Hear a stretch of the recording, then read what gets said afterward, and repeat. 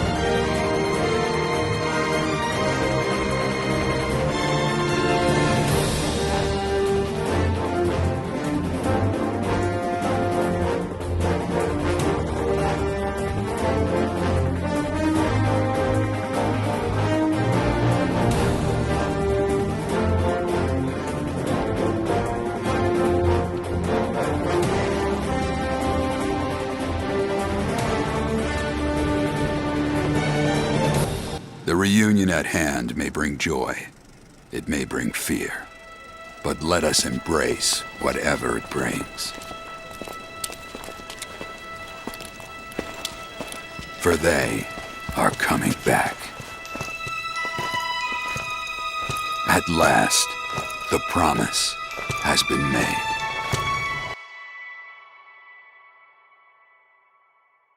You know what's funny? I was worried at one point when I was like when I saw I was already in Costa del Sol after like I don't know like 10 parts, 11 parts. I was like, oh man, am I rushing through the game? Am I getting too antsy? Am I blowing through it too fast? 150 hours. and I still sometimes think to myself, did I go through too fast? like oh jeez, man. Oh no.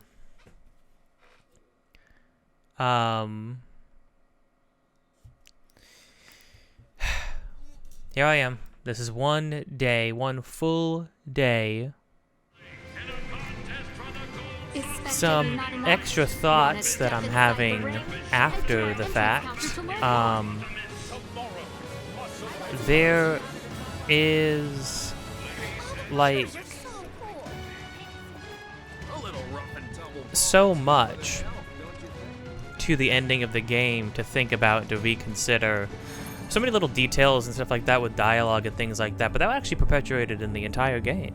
You know what I mean? I think a really cool detail that I picked up on, I did pick up on it, but I didn't know when exactly the change happened, right?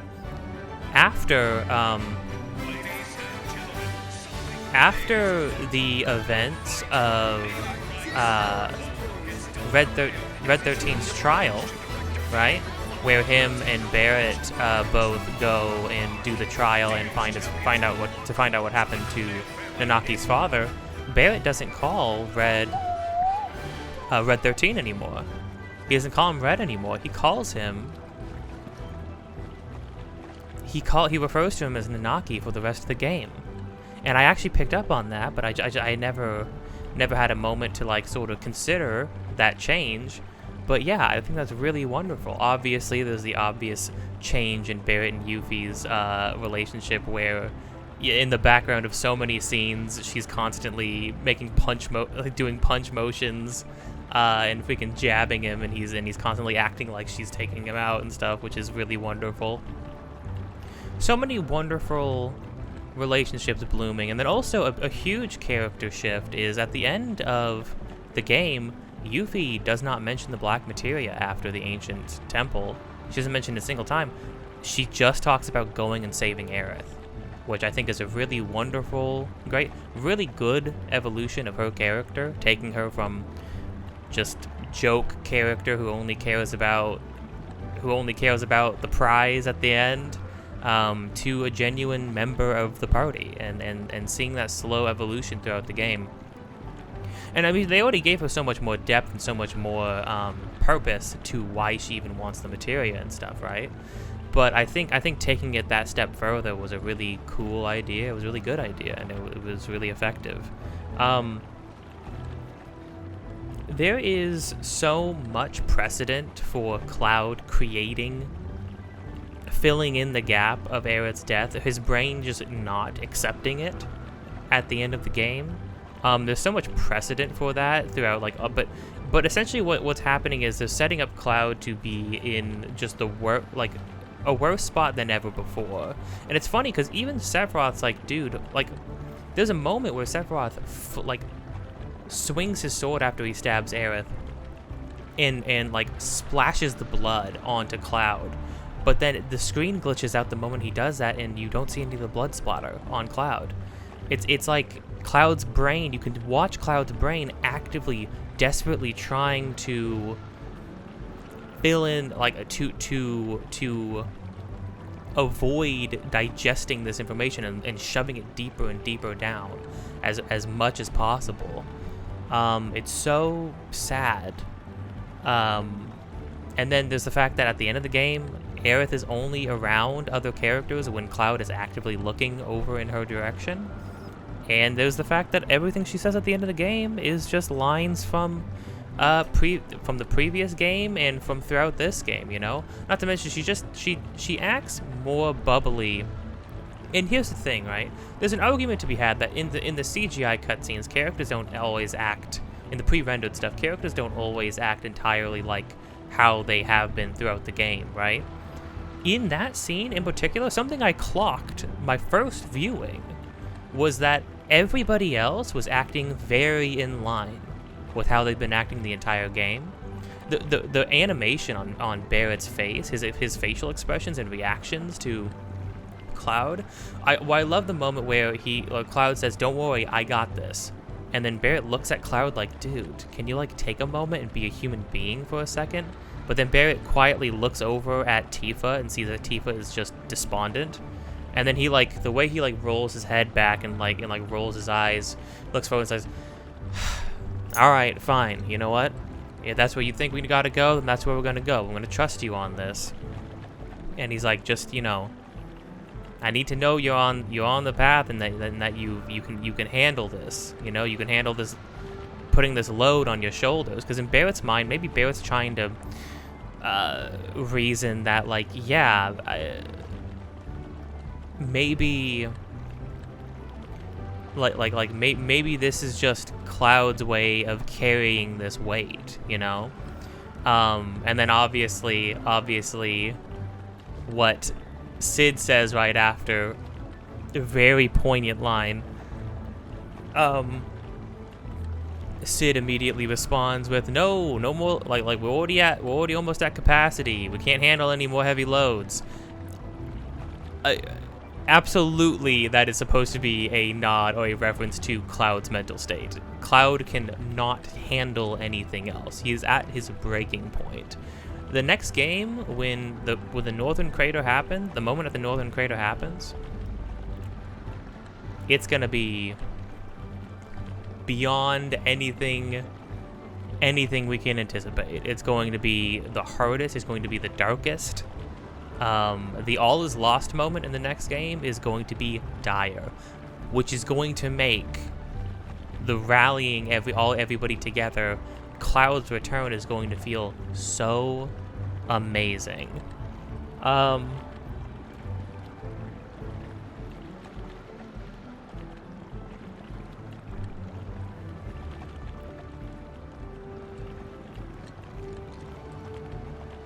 Yeah, it's crazy. You know, I will say, I was very much in the same place. I think I voiced it, but I was very much in the same place as I was in Remake, where I was just sort of like too shocked to process what was going on. Now, in the moment, Aerith's death did still hit me, but for sure, it did not hit me like the original game, even the original game on a second playthrough, right? because so much of it is missing, and there's so little time afterwards dedicated to showing the aftermath, and that's obviously intentional. Essentially, we have been stripped of the emotional center of the story. We have had that taken away from us, but they're for sure, I believe they're just going to move it to a later part, right? I truly believe they're just going to wait and move that to a later part. That would make absolute sense to me. But yeah, I definitely don't think that I don't think you can walk away from this game thinking that was really Aerith in any capacity. If you don't think it's Jenova, that's totally fine. However, to be fair, multiple times throughout the game, not like on the ship on the Shinra 8, they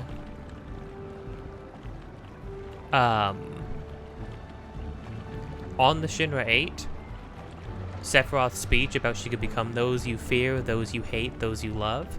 The Cetra, they themselves said she took the faces of our fallen comrades in order to torment us and destroy us. Throughout the entire game, the fact that Sephiroth is trying to convince Cloud that, like, oh, Tifa's not really Tifa, dude. Tifa's not really, like, are you sure that's her? You watched me kill her, so who the heck is that, right? Throughout the entire game, the seed has been planted that Jenova can become anyone you know. And then literally after Aerith, quote-unquote Aerith, wakes up in Cloud's arms and smiles at him, and it's so haunting and weird, man. There's something just unsettled. Maybe it's just the fact that I know how that sequence is supposed to go, so seeing how it unfolds in this game is just, like, unnerving. But what do they show you right after? They show you that Sephiroth / Jenova, using one of the robed men, was the ones harassing Rufus. Also, spoiler alert, I guess, but, like, in some extended universe stuff, they actually established apparently that Rufus is the one who founded Avalanche, and he founded Avalanche in order to kill his dad, in order to off his dad, which is why Lodbrok / Sephiroth says, oh yes, the son, like, to the promised land, to form the promised land, a son finishing the work of his father. When that line struck me as odd, because I was like, is Sephiroth talking about himself? But Sephiroth is all about his mom, not his dad. And I'm like, who is he talking about? He's talking about Rufus. But yeah, learning that piece of information, which surely is going to be a massive reveal in the next game, if they're sticking to that, right? Is going to be major for so many characters. It's going to be huge. Well, learning the truth behind this Lodbrok guy and what the SRC is doing is going to be huge for Yuffie and Wutai stuff. Learning what the true nature of Avalanche is going to be huge for Tifa and Barrett and Cloud, because, you know, they're going to realize why HQ sort of, like, turned them away, like turned Barrett's Avalanche cell away, essentially, because, hey, the whole point of Avalanche at its inception was to kill the president, the current president, which means actual active acts of terror are a no-go. They do not want that. I'm imagining that, like, Nayo, Polk, and Billy Bob, I can't believe his name is Billy Bob. I'm imagining that they could also have some sort of part to play in the next one with that revelation, unless they already know. They may know, because they also stormed. The storming of Shinra HQ makes so much more sense. They were okay with storming Shinra HQ because their whole point was that they wanted to go and make sure the president was dead, which they got lucky. That happened anyways. Well, that happened because of Sephiroth. But yeah, Sephiroth is looking to destroy this world. It's just a matter of time. One full day after completing FF7 Rebirth, pseudo 100%. I mean, you know, they give you. we could check right here, right? They give you a log.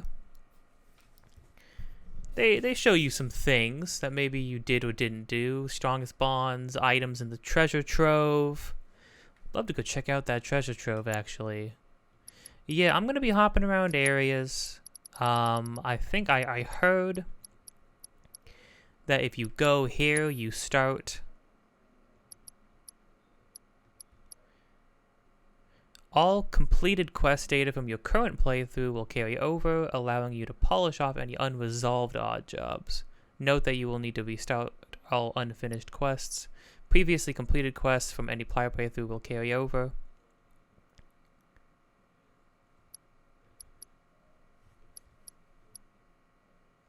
Oh, I see. From any previous... Okay, I see. And then you can reset it if you want to start quests from the beginning. Yeah, retain... So, okay, you can restore previously completed quest data. Interesting. Well, we just want to retain current. And I'm just going to do dynamic. Hard mode is another beast for another time.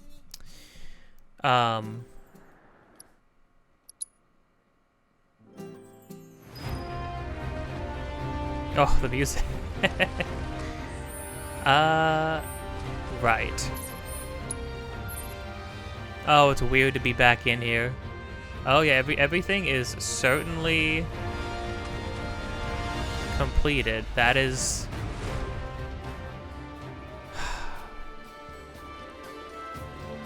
Hi, Aerith.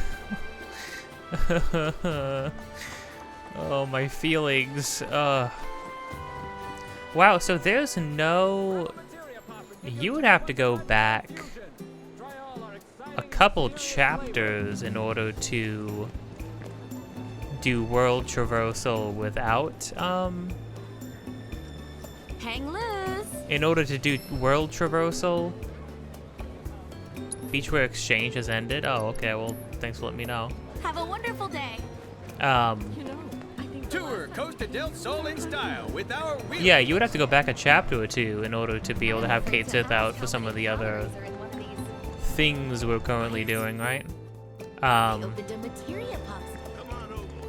Yeah, so this is one full day after I've been thinking a lot on the game. Oh, I have like Insta Pickup on, which is pretty freaking cool to me. Super curious what the heck this is. We'll display your donations with pride in our exclusive collection. I know where a couple things are. Treasure trove.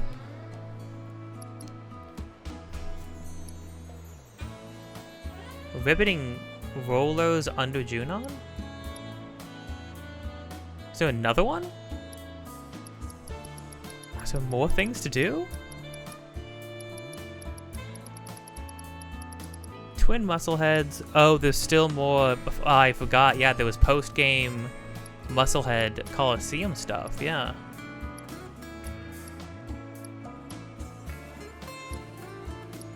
Right. Dear Mr. Strife, wanted to reach out and offer our heartfelt congratulations on your performance as Alfred. You played him to perfection, and it was a sincere honor to watch you on stage. Cloud is a man of many talents. Best Actress. Oh, probably Best Actress. Execute Flawless.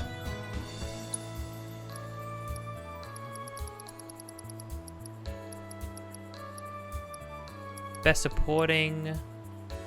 Execute Flawless. Performance in... Oh. Best Feline Narration.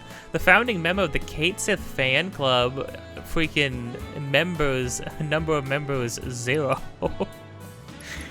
No, I kind of love Kate Sith. They made me actually love Kate Sith. His depiction in this game is actually wonderful. Complete Chadley's legendary and brutal challenges, right? Or at least they tell you what region some of these are in. These ones, the freaking excavation ones, I would look up. Me personally, I would look them up because criminy, you know? I'm only 11 off on the treasure trove stuff.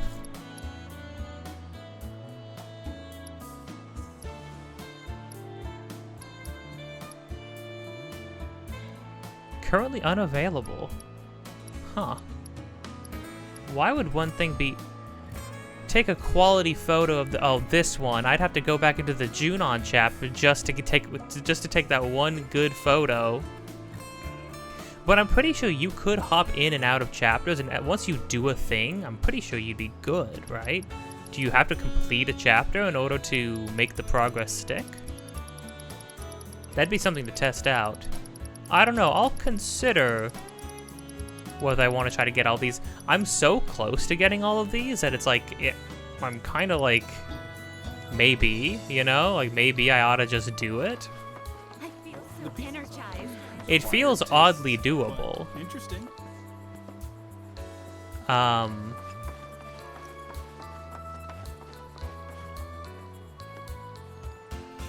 Yeah, apparently all the weapons that you see displayed are based off of your data for weapons that you got and leveled up all the way in the other game, which is very cool. I think I said that once before, but it's cool to see.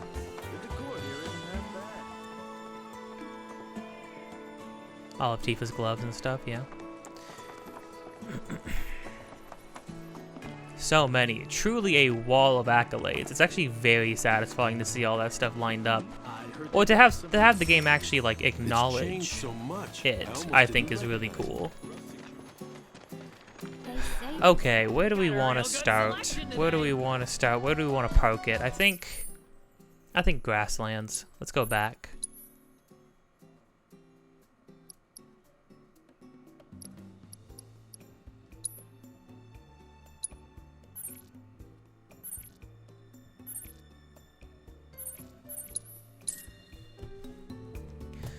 Let's end our journey where we started, I guess.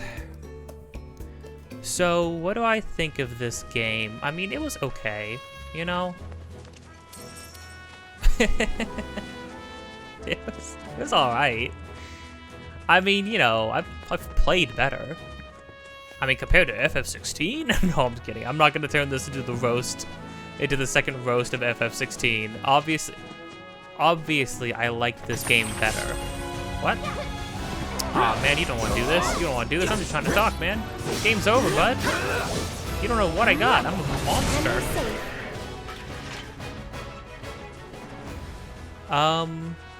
No. I mean, this is no joke. Probably one of the best games I have ever played.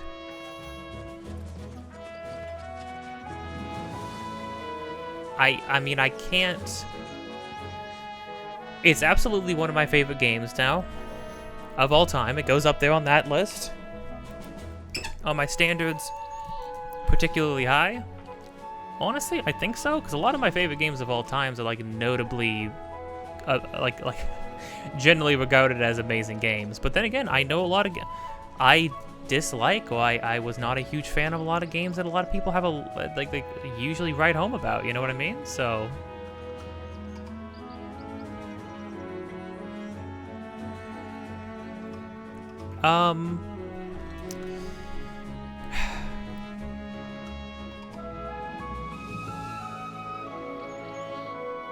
Sorry, I'm just taking a moment. Yeah, I like this game. I like this game a whole heck of a lot. I don't think you dump 150 hours, probably more. Now that I know I have some goals in mind, right? But I don't think you dump so much time into a game that you are not thoroughly enjoying. If you're a normal person, I have done that before, but this is not one of those instances. I don't know, no notes? No, sure. I mean, like, if I had to say things that I wish were a little better, there were some changes to the original story, the original execution that I find a little bit questionable. I think instances of things where moments that I liked better in the original game, which I think Remake overall, I think I like how Remake did just about everything better. They turned the smallest things into the biggest moments. Now the big challenge in this game was going to be adapting the biggest moments in the original game. This game had to start tackling some of the most notable moments the things that people have been waiting for, the things that people have latched onto, you know? As opposed to Remake. With Remake, it was, oh, how do we take this small little beat and make it like a full like moment, a full realized thing, you know? This game also did that a lot as well, but this game also had to start tackling some of the big moments, and you could tell they wanted to go big each time it came to that.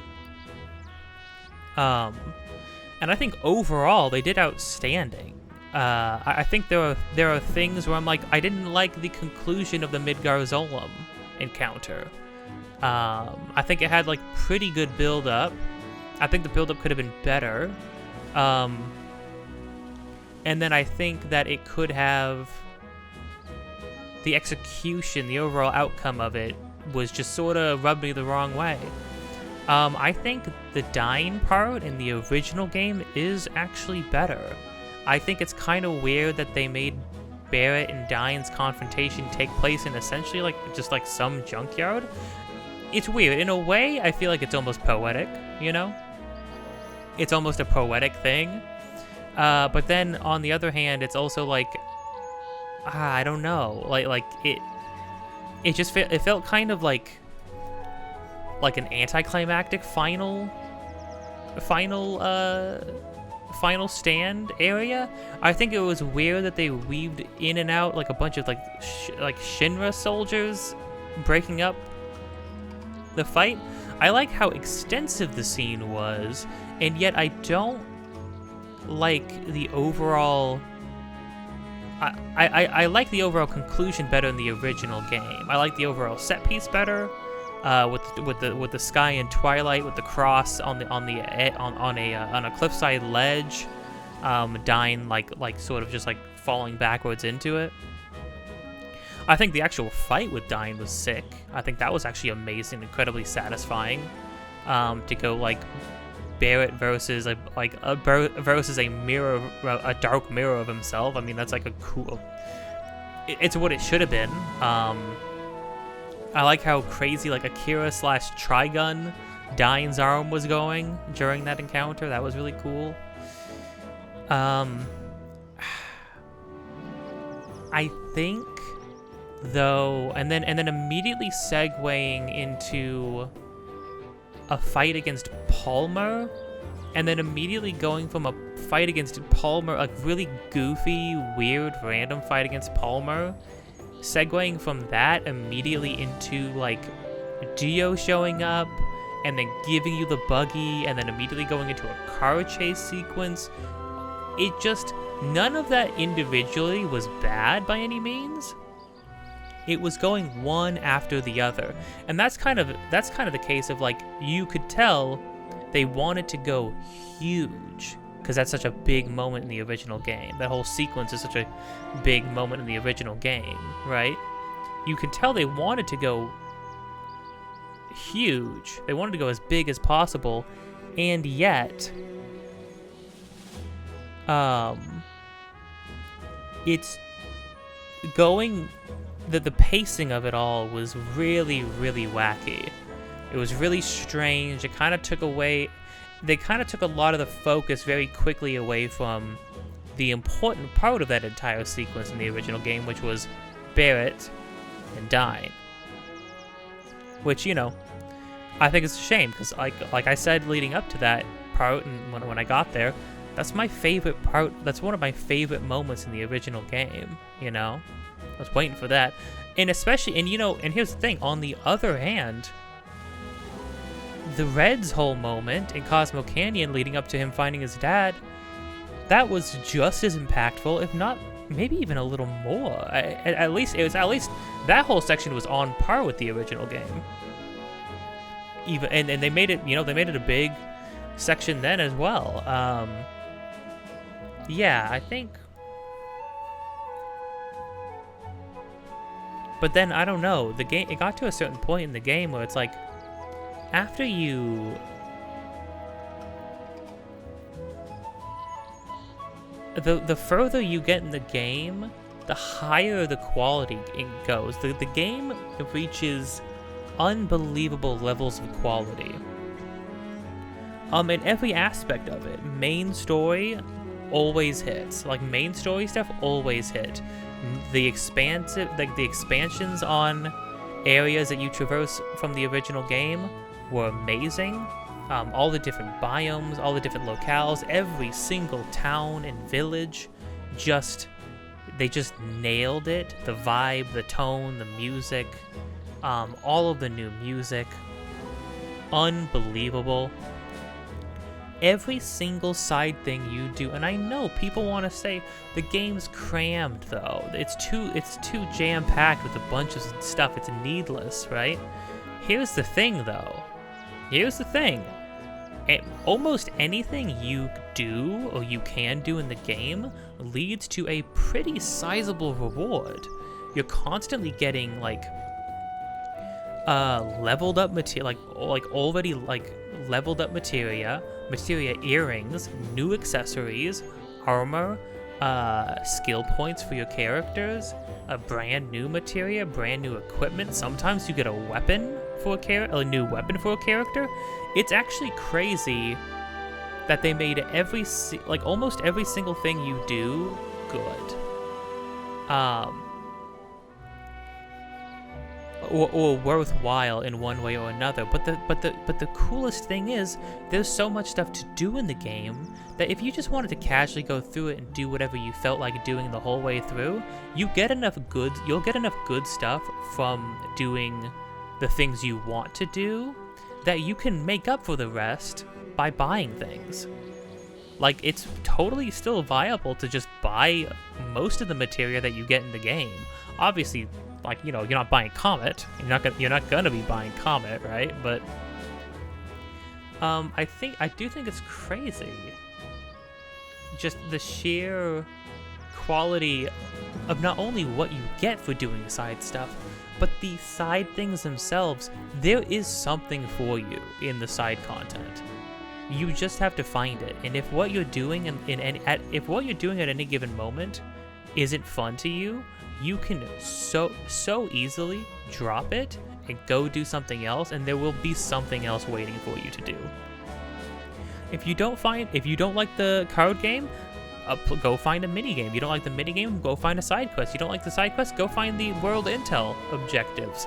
You don't like that, go find a fight to do. Go find an arena to do. Go find a freaking rhythm game to do. Go find a QTE to do. Go play the piano. Like, I don't. Endless. I was like looking forward to doing more side stuff, and part of that is that the world is so chef's kiss. It feels so lived in. It feels so full of life. It feels so like it has a history to it. It's not just some big empty overworld, you know? Like, there are things to see, things to do. It's the perfect balance of size and scope with amount of content to do.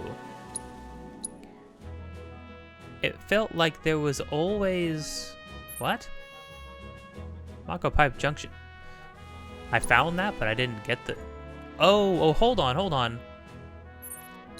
Oh, do they mark the cache locations I don't have now?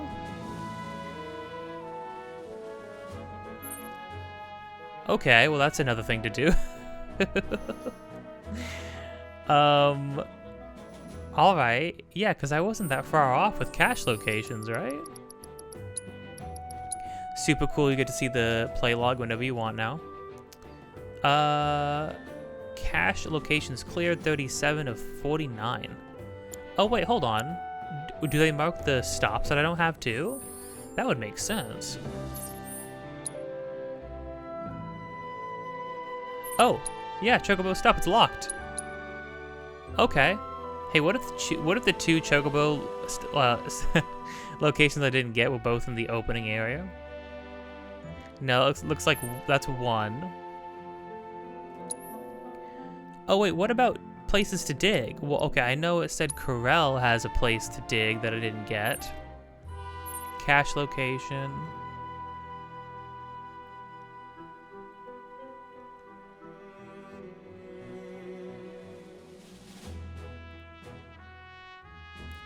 Looking for places to dig.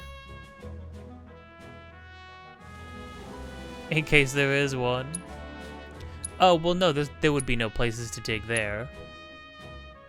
You can't use chocobos in Corel.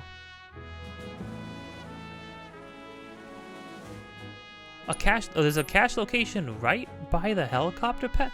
Man, I did like not go full ham on exploration. I will fully admit that.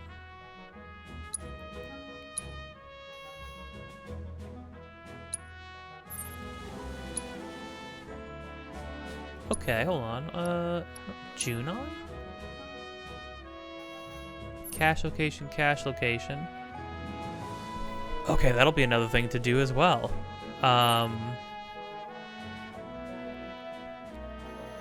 Very, very interesting, I guess. Okay.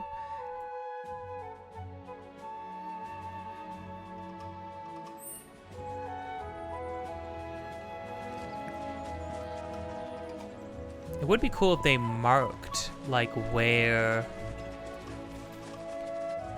or like how many are left in each region you go to. I love how the auto pickup, it's so like unnecessary. It's not that hard to press triangle. Well, when you're riding a chocobo, actually having auto pickup, pretty good. Actually, that'd actually be pretty good.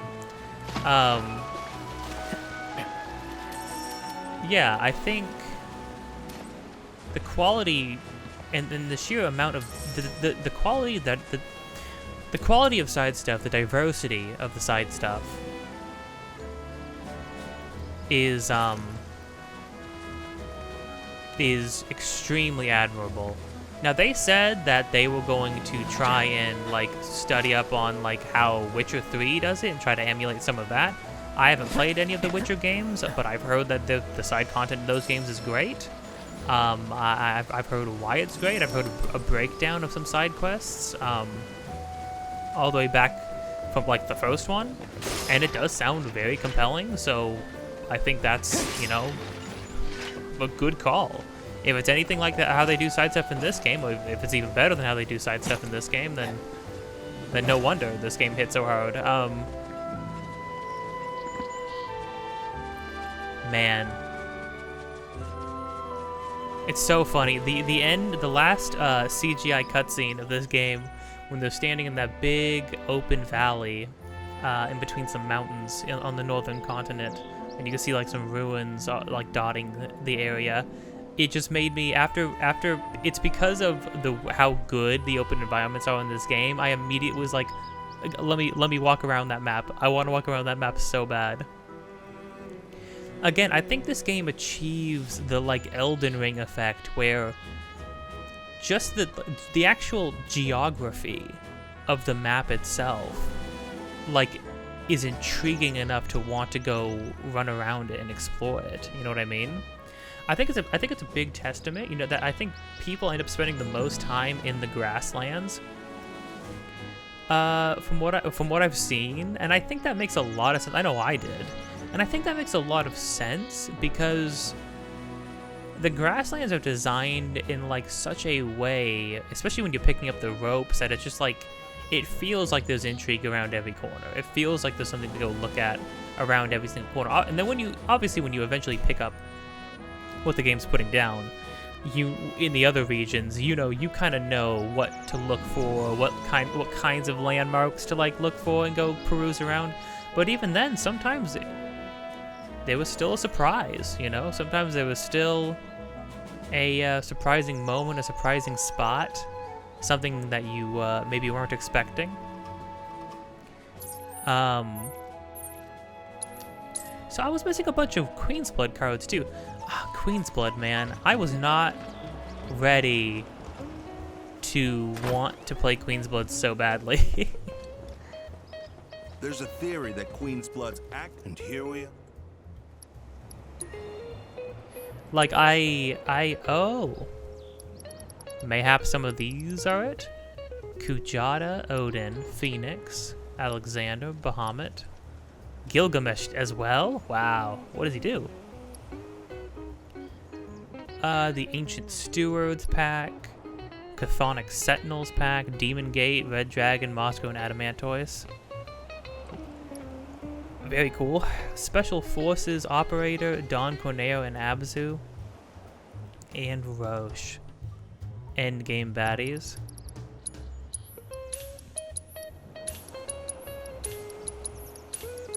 Buy all these. Yeah, I was not ready for Queen's Blood to go so unbelievably hard. I was actively looking forward to every Queen's Blood match that I had available. If you got the gill, I got the cards. It was always the first thing I wanted to do, and I wasn't even noticing how much I was enjoying it. But like, you know, no matter how many times I had to retry a Queen's Blood challenge, except for maybe the Nightmare one, but the Nightmare one is meant to be like, it's meant to be the stupid hard one, right? It was like, no matter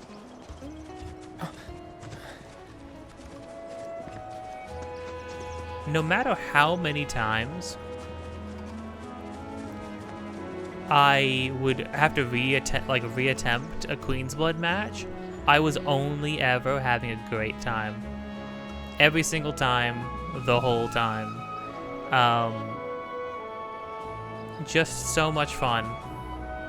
And hey, I am not a card game guy, you know? I have played card games before. I have tried to be invested in some of them. I enjoy Smash Up. You know, but like I've played Magic before. I played a bit of Yu-Gi-Oh. I've even played Pokemon here and there, right? And it just doesn't. It's never clicked for me until I sat down and played Queen's Blood, and suddenly I'm thinking of decks I could do. I'm thinking of how certain cards could synergize. I'm like making decks that seem to be, some of them, fairly effective. Especially some of the ones I have now, like my final ones. To a point now where like getting invested in Queen's Blood had me feeling like, man, maybe I want to get into a card game suddenly, you know what I mean? Like maybe I'm starting to understand the appeal. It's like, it basically Queen's Blood is not that hard, although I will say deceptively complex. You could argue, I feel like the more cards you get, the more you start to like, and the weirder things cards do, the more you start to see just like the possibilities that the game has, which is always good. I mean, you always want to feel like you can do something. And also, I think what makes Queen's Blood particularly cool, as opposed to like a lot of, I don't know, high-level stuff in other card games, is that Queen's Blood felt endlessly modifiable, you know? It felt like I could throw together like just endless combinations of things. Endless combinations of cards to do any number of things, or for any number of reasons. You want to make a destruction deck? Make a destruction deck. You want to make a enfeeble deck? Make that. You want to make a empowerment deck? Make that. You want to I made a deck whose whole thing was just covering the board as like, it was a bunch of low cost stuff that could cover the board as quickly as possible. And a couple times I stomped people with that deck because it was like the perfect thing to match up against certain people.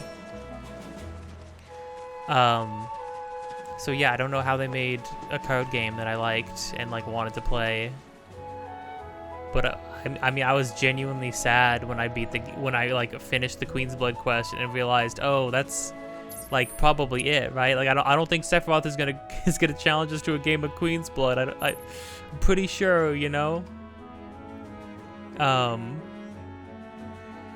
Man. Okay, let's move on and let's talk story.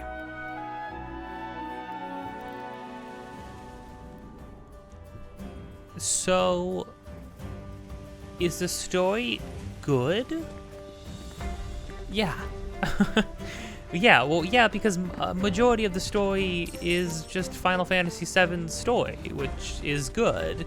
If anything, this game is, oddly enough, pretty story light. There's a lot of story beats. We get a lot of stories on, like, background on a lot of the characters that we've been traveling with. Get a little background on new characters and stuff like that, right? But for the most part, there's not a whole lot of actual main story plot beats happen, because this is the adventure game. This is the moment in the original FF7 where you are just going on your adventure and you go from one place to another.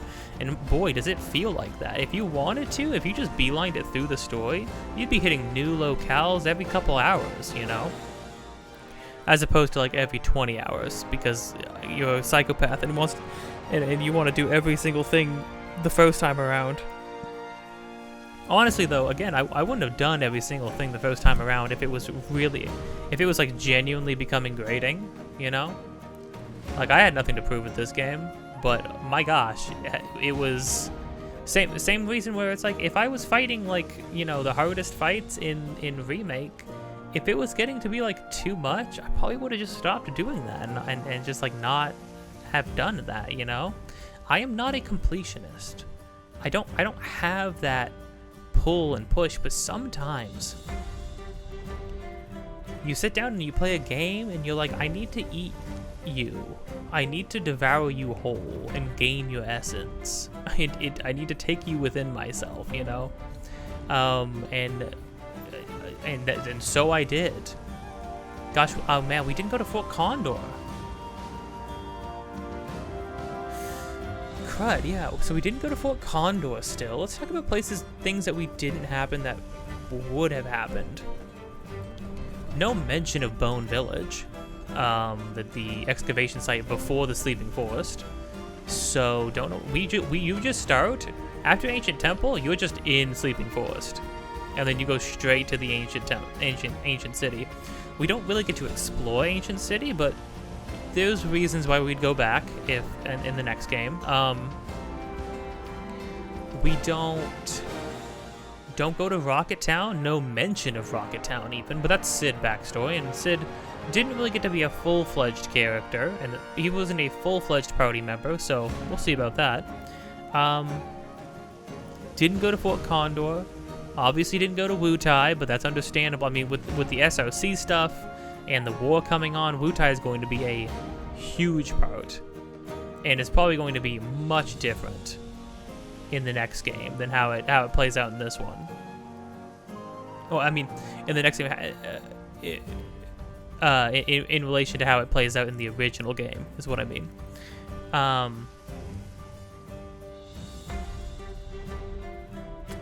Obviously, you don't go to Medeal. Obviously, you don't go to the Snow Town. Or Snow Peak. Obviously, we don't go to the Northern Crater yet. And then everything else after that would be repeated visits to other places, right?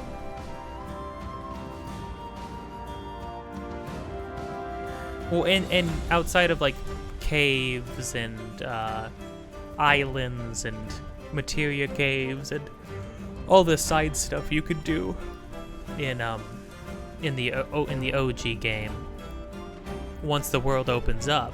Now, one thing that they are showing us right now is that we're going to have the tiny Bronco with its wings back. We are going to be flying in the next game.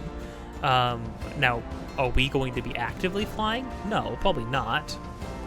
Will we get to actively fly eventually? There's good reason to believe we will.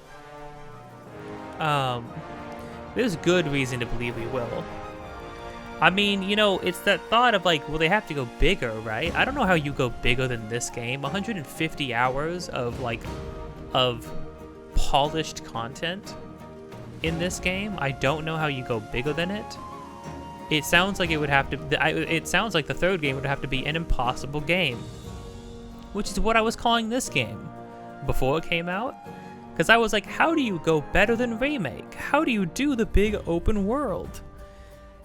how do you translate the overworld, open-ended overworld of the original FF7? And then they did it. This game, it's crazy how this game very quickly, like from the jump, just feels like an entirely different beast from Remake. It just does not feel like the same game. It almost doesn't feel like a sequel. Like looking back on it, I feel like I was picking up on that even in the opening 10 hours, right? Like the first 10 hours, I was like, man, this feels so different than Remake.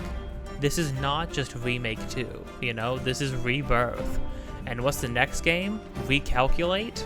Freaking Remember? Reconnect? Kingdom Hearts? Recoded? FF7 Recoded? Please, God, no. Save me. Save me from that purgatory.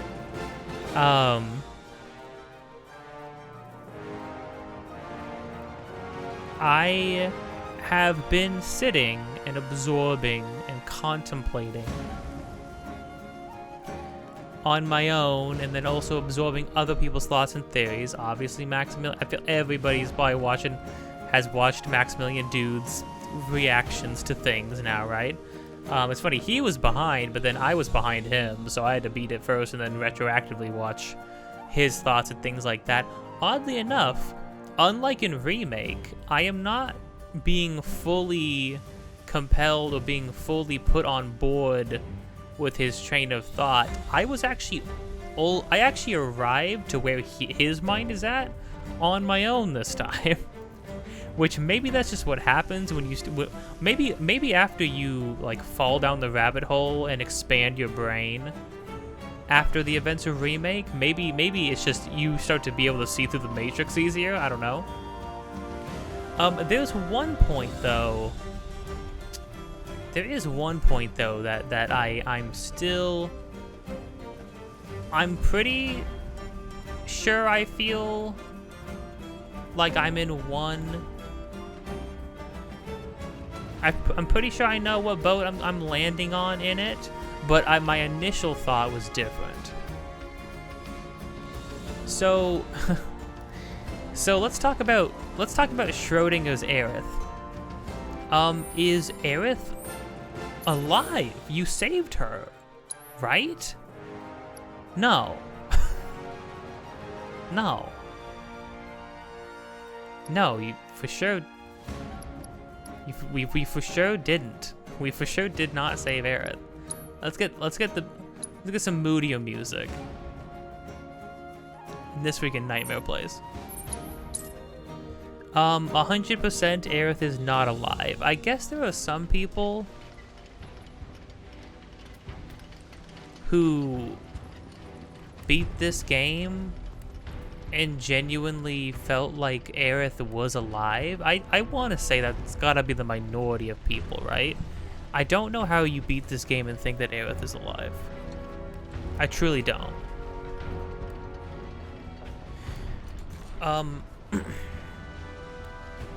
I mean, I was like, okay, so Aerith is for sure dead the moment it happened. The moment Cloud swatted Sephiroth away, when Sephiroth was coming down the ancient city to kill Aerith, Cloud swats him away, and I what's the first thing I said? I said, yeah, but for how long? Because I knew no matter how that moment was going to play out, it wasn't gonna last, and it literally doesn't last longer than a couple seconds. They give you hope. They shock you for like a couple seconds, and then boom, the screen fizzles. Reality like glitches for a moment, and then you see blood on the ground. Sephiroth pulling the sword out of Aerith. Aerith falls down. She's dead. Cloud is holding Aerith. There's no blood. She's looking at him, and she says it's okay. Everybody else runs in. They see Cloud holding Aerith, except Aerith is dead. Aerith is covered in blood. She's dead. And then some interesting things happen. I picked up on a lot of this stuff, and my mind, and I was piecing a lot of things together. I think I was so sort of like in shock of the end of the game, though, that like I couldn't sit there and get into it in that moment. So between last night when I beat it and all of today while I was doing other work and stuff like that, I was just listening. I was watching other people like thoughts and opinions on it. I was thinking about my own thoughts, regathering my own thoughts together. And here's the thing, there's a lot of details here, right? Sephiroth says, one cannot see the truth behind with clouded eyes. Something he said before. Cloud tells him to shut the heck up. You get into the fight with Genova, and there's a detail here which it's funny. I noticed that Cait Sith had his limit break up, and I was like, how? I was like, oh, I must have given Cait Sith something to have that get increased really quickly. No, every single character gets their limit break up the moment you get into that fight with Sephiroth. After he has his little monologue about feel that emotion, that rage, that grief, and that sorrow. He's like, the time is upon us for the reunion. He wants to basically have the planet take in all of the sorrow, all of the pain, all of the grief, all of the rage from everybody in that moment in every timeline. He's converging the timelines together, having all of the pain of all of them all collect into one place, into one moment. So every other party member is feeling those emotions, so their limit gauges are full when the fight starts. Amazing connection between gameplay. I think one of the reasons I didn't piece that together is because I got Yuffie and Barret to start out with. Yuffie would have had a limit, Cloud wouldn't, for reasons, but Barret didn't either because I gave Barret the materia that has his thing siphoned into other characters. So which counteracted him having his limit gauge at the start of the fight. But yeah, every other character except for Cloud has their limit gauge at the beginning of that fight for narrative reasons, which is very cool. Because everybody sees that and they are livid. Barret even runs and says, I'll kill you. The moment he sees what Sephiroth did to Aerith. Now, why doesn't Cloud have that? Why doesn't Cloud have his limit gauge up? Because Cloud, every time you see what's going on, but from Cloud's point of view, when he's surrounded in the shiny rainbow mist around him, when it's just him and Aerith, he sees her alive. He saw himself saving her. He saw her alive in his arms. Cloud has not experienced Aerith's death. Cloud has not felt those feelings. He hasn't. Now, what does that mean? What does it mean for Cloud to not have experienced that?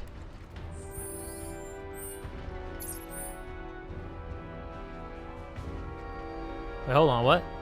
World map, Nibel region past?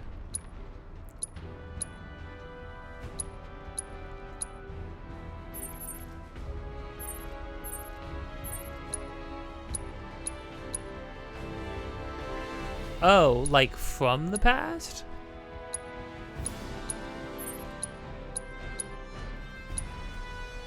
Weird. Okay, that's a weird detail to be able to change. Let's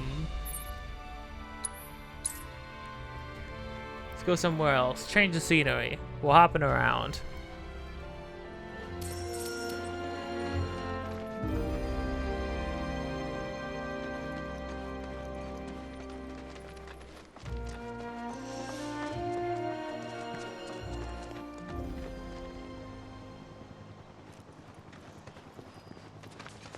Oh no, I want that. Yeah, nice music.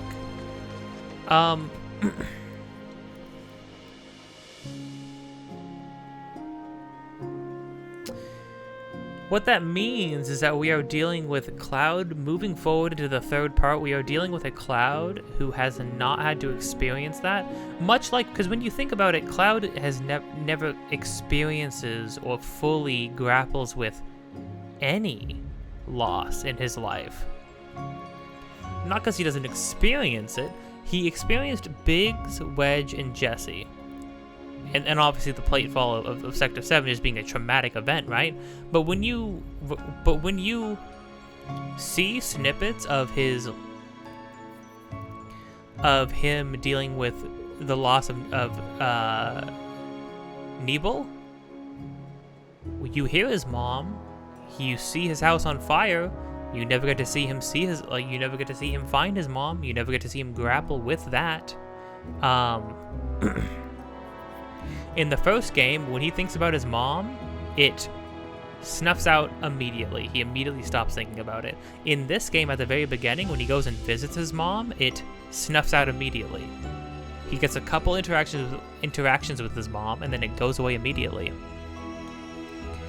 Cloud has so much stuff. Cloud's brain, in the moment of Aerith's death, did the same thing it always does. It filled in the gap with something better and made it make sense. Aerith is not there. At the end of the game, when everybody's all together around the Bronco while Sid's fixing it up, they're grieving. Sid asks, hey, Aerith is standing right there, but Sid asks, hey, so what did Aerith do exactly? Addressing her in, like, instead, not addressing her to her, just sort of posing the question out loud to everyone else. Tifa's sobbing. Aerith walks up next to Red and touches his shoulder, and he looks up shocked for a moment and says, Aerith? Yuffie's crying, but where Cloud is sitting there content, just waiting for everybody to do their thing. You can see Aerith walking around, but you don't see her talk to anybody. She doesn't say a single word to anybody. She doesn't touch anything. She doesn't touch anyone in a tangible way. When the tiny Bronco backfires, and everybody else around it reacts to the explosion going off, to like the wave of smoke from the explosion going off, she doesn't. She just stands there unfazed, and then she looks around as everybody else reacts. She's not there. Because before that, I mean, think about it. Before that, while everybody else is around her, after the final fight, after the final boss, which is so much other stuff to even think about and consider, right? After that,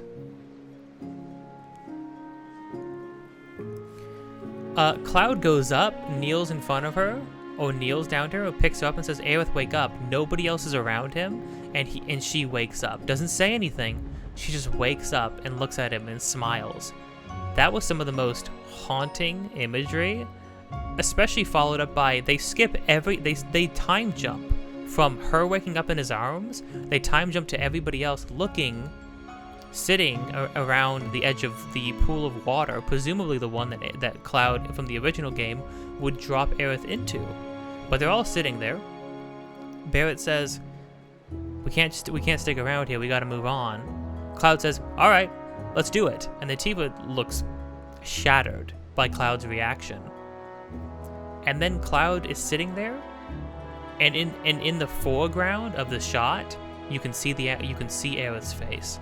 And he looks over at her, and in a reverse shots, you see her face underlit with this green hue around it, with this green rim light around her face.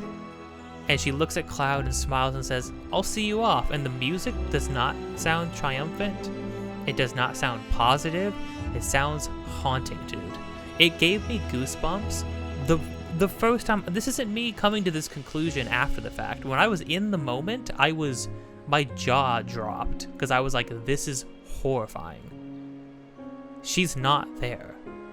So I think there is no universe where I could be convinced that she is alive in any capacity. I think at the very least, at bare minimum, she is for sure dead. Now, is she still around in some way? Is that her, like, force ghost or something? Well, here's the thing. When Tifa looks over at Cloud, after Cloud calls to her, Cloud calls to Tifa to get her attention, to tell them, oh, we gotta go. Now, from Cloud's perspective, he's standing with Aerith. Tifa looks at him, and then it shows you what Tifa's seeing. It's showing Cloud smiling at nothing, at nobody, standing next to him, and then he moves on, and then she looks distraught. At the end of the game, you also, here's another thing, Tifa does not say anything to Cloud. The last thing she says to Cloud is outside of her line in the middle of the fight of like,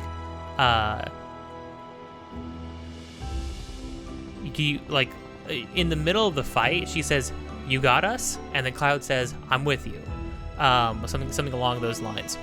Outside of that, as far as like outside of combat, the only time Tifa speaks to Cloud, the last time she speaks to Cloud, is after he wakes up in the Ancient Forest. And what does she say? She says, "Cloud, if you start to have any thoughts, will you talk to me or somebody else? Will you talk to one of us?" And Cloud says, "Yeah, like what kind of thoughts?" And she's like thoughts about in line with like thinking I'm not really me. And he apologizes. She's like, no, I just want you to talk to somebody if you're having thoughts like that. And he says, "I will." Tifa then sees Tifa sitting there grieving the loss of her best friend, of one of her best friends. Aerith is like a sister to Tifa. And Tifa is sitting there mourning the loss of like her sister essentially. And Cloud is like unfazed. Cloud isn't comforting anybody.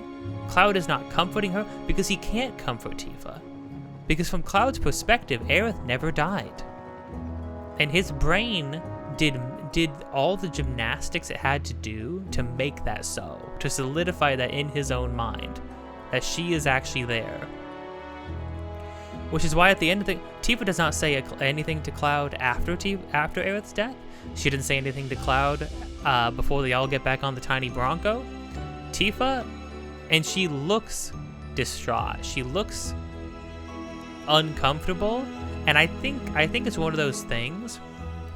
In my opinion, I think it's Tifa essentially realizing that there is like she is so beyond herself with grief that she can no longer try to amuse Cloud's psychosis. She can no longer be there and try to support, to lift up his mind because it's too much. Because it's gone too far this time. Tifa needs somebody to grieve. He needs Cloud to grieve with her, and he is unfazed by the whole ordeal. I think Tifa's realizing that Cloud is gone in a way, his mind is fractured in a way that is like, it's not going to just get better. She kept telling him, "No, you remembered Zack, you're getting better. No, you're gonna be fine. It's not the you're getting fine. It's not the degradation. You're gonna be fine. That's not gonna happen to you." I think she realizes after Aerith's death that not only is none of that true, not only has she been basically lying to her, not only to him but to herself and probably to everybody else, because presumably behind Cloud's back they have all been talking about the things that are happening to Cloud, about his outbursts, about the way he's acted up, all that stuff, about the way he cryptically talks about certain things, the way he knows certain things for no reason, things he shouldn't know about where they should go next and what Sephiroth wants and whether or not Sephiroth is in a place at a certain time. Tifa is realizing that, like, all at once, while racked with grief, she is realizing that her friend is gone as well. Like, she lost her sister, and she lost like one of the most important people to her. And that Cloud is like beyond the point of help now, and that all of this sort of like dancing around his mental state has not helped him at all. Now, granted, would telling him or confronting him with certain things have helped him? No, probably not, but that's just because of Cloud's whole thing. But for sure, there's no ignoring it now, is the thing, right? Tifa can no longer ignore the elephant in the room. We need to talk about Cloud, you know what I mean? You know what I mean? Like, we need to talk about Cloud. He is unwell. Now, so here's the thing, right? Who is the Aerith, or what is the Aerith we see at the end of the game? At first, at passing glance, at a passing consideration, I was like, okay, so this is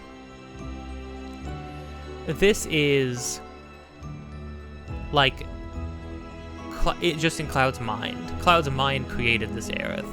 And then I was like, because of the way she was talking and the way she was interacting with Cloud, I was like, maybe this is one of those things where like this really is Aerith in some way or another, like her spirit or whatever, but only Cloud can see it, because when Cloud looks up, he can see the crack in the sky as well. Same kind of crack he saw when he was in the alternate timeline with Aerith for a moment. And she said, don't look up. And then he tells everybody else not to look up. They look up and there's nothing there. He says, just ignore it. Okay, don't let it get to you. Okay, it's just a trick. And they're all looking like, okay, sure, man, whatever. And Tifa looks down at her feet and just gets on the tiny Bronco. Tifa is unable to deal with this now. Cloud is scaring her all over again. So at first I thought it was one of those like super melancholic. My initial interpretation was a very melancholic sort of like, okay, so Aerith is, her spirit is there, right? This is like her like life stream after image essentially, right? And only Cloud can speak to it. Only Cloud can see her around, and so that's why she says, "Hey, I'll pray to stop Meteor. You know, you all go on without me, and if I need you, then I'll send up smoke." You know, she makes a joke and stuff like that. And it's playing the music, and it's very melancholic. And then you see her standing there alone in the field as they fly off. A beautiful final shot, by the way. And she says, "Goodbye." I think the only part of that, now, I'm beginning to suspect, I'm beginning to truly dive into, like, to accept the conspiracy, the absolute conspiracy of it all.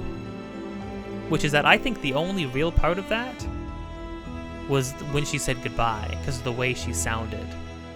Her standing there watching everybody fly off. What is she before that? Well, she can become those you fear, those you hate, and those you love. Aerith might very well be Jenova. What Cloud is seeing might be an image of Aerith or a projection of Aerith created by Jenova.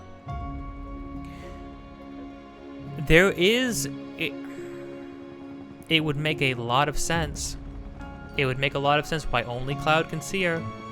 It would make a lot of sense why, for instance, why all of her dialogue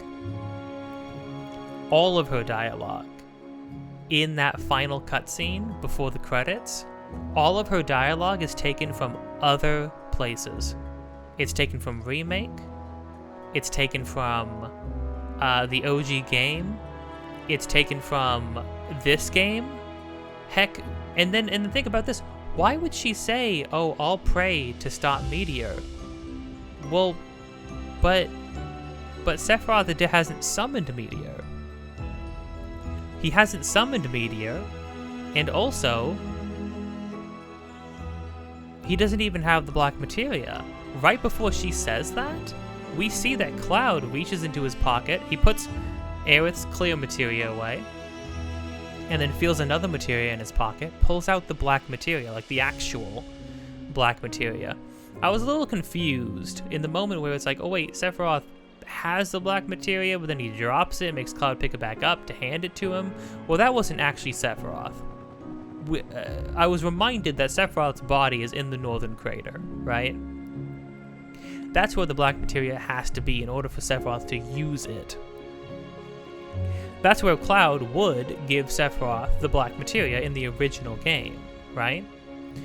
But you actually see Sephiroth create the black materia using the one that was gotten from inside the ancient temple. He even said, oh, this will be the way, this will be what will connect us to the real, to its real counterpart in the other worlds, in the worlds in between, right? And then he opens up a rift in the sky, and then he pockets that materia. And here's the thing, a reason why it would make total sense that Sephiroth took the actual black materia, the real black materia, why he took it from another world. He did the same thing that Aerith ends up doing. When after Aerith and Cloud wake up in that other dimension together, that dimension that has essentially accepted its fate, accepted its death. What does Aerith do at the end of that? First off, somebody pointed out that like that is essentially your actual goodbye with Aerith. That is essentially Aerith and Cloud saying goodbye to each other for one last time. Because if you think about it, we didn't get Aerith's death scene. We didn't. We really didn't. The end of this game is so many things. The end of Disc 1, it is not. But what does Aerith do before sending Cloud back to his timeline? She hands him an actual, fully active, holy materia. And says, you need this now. This has to happen in order to save the world and to save you. You need this. Hands him that materia.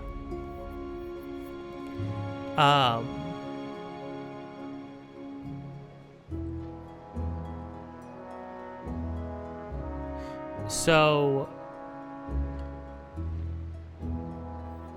and then he gives that to Aerith, and she gives him her clear materia. So if Aerith's able to do it, then of course Sephiroth was also able to do that, right? Funny little details, right, that I picked up on after watches and rewatches and consideration from others is the fact that Sephiroth even says, that doesn't belong here. Bad form to Aerith when he sees Cloud holding the holy materia. He's like, that doesn't belong here. That's bad form. Sephiroth's essentially, and then Sephiroth even said when he walked into the church after Aerith like sent Cloud back, because he was going to go kill her. I've heard somebody said maybe Sephiroth is going to every single timeline, killing every Aerith he can, which is mortifying. But before that, when Cloud and her are just hanging out in that other timeline, Sephiroth says, "So this is where you've been hiding. This is where you've been hiding," specifically addressing Aerith, just Aerith. Is that omnipotent Aerith? Is that OG FF7 Aerith? The omnipotent girl herself? Maybe. Could be. Definitely it seems like the omnipotent Aerith is the one that fights with Cloud. That fights Sephiroth with Cloud at the end of the game as the final fight. That for sure seems to be still Aerith. Any depiction of Aerith after that final fight between Cloud, Aerith, and Sephiroth? Not real, man. Not real. Either it's all in Cloud's mind, it's Jenova, both. It could, my initial gut feeling of like Aerith existing in this in-between state where she is both alive to one person but dead to everyone else, there would be a reason to believe, Sephiroth merged timelines to some extent. That seems to be what he was doing. That's why the moment Cloud saved her, everything flickered and became a version of reality where he killed her. It didn't matter. Like Sephiroth got what he made it, forced it into being what he wanted it to be. And again, I mean, like, what are we shown immediately after it's revealed to us that Cloud is seeing an error that nobody else can see? We cut back to Rufus, and then what happens with Rufus? It's revealed that freaking Sephiroth has been pretending to be some Lodbrok guy that Rufus knew, some dude from First Soldier, right? Sephiroth / Genova has been pretending to be Lodbrok in order to get Rufus off his trail and to reignite a war to, one, in my opinion, distract the world from what he's doing, and to distract all the powers that be to what he's doing. But then also, in order to cause a war, because what happens during war? Well, despair is going to flood the world, sorrow is going to flood the world, grief, anger, all the things that Sephiroth says that he wants to get, he wants to obtain, he wants to drain, he wants to put out into the planet.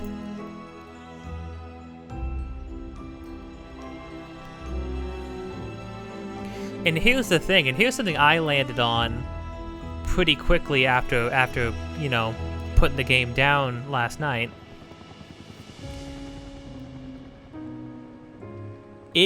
Everything can still happen exactly the way it's supposed to, except when. Here's the thing, right? What happens in the original game in order to that triggers Cloud giving Sephiroth the black materia? Well, Cloud is beaten down to his very lowest. How does that happen? Well, originally it happens to where he loses Aerith. Obviously, he fails to save her in time. In fact, almost kills her before Sephiroth does.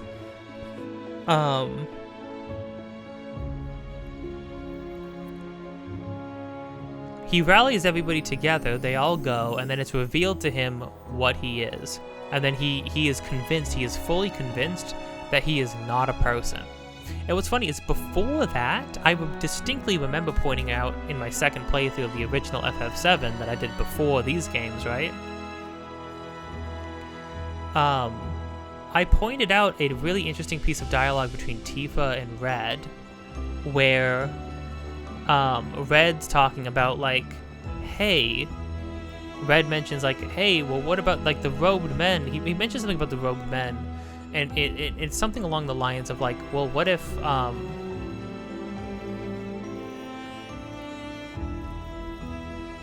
he's like, I'm sorry, Red was starting to say, I'm starting to worry about, like, these robed men that we're seeing, right? Like about the state of mind, about what they really are, if they're just puppets or something. And then Tifa says, don't think like that, Red. Oh no, Red, no, I remember. Red starts to say, wait a minute, I was experimented on in Hojo's lab as well.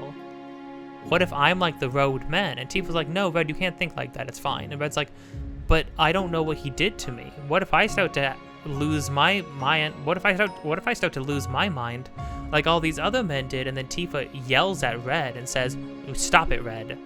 Like, stop thinking like that. Stop saying that. You're gonna be fine. You're gonna be fine. And it's not because she's worried about Red. It's because what Red's saying could very well be true about not only him, but Cloud. And Cloud's realization, Cloud is basically ends up being convinced in the original game that he is fully a puppet, that there was never somebody named Cloud, that he is completely manufactured. He was never a real person.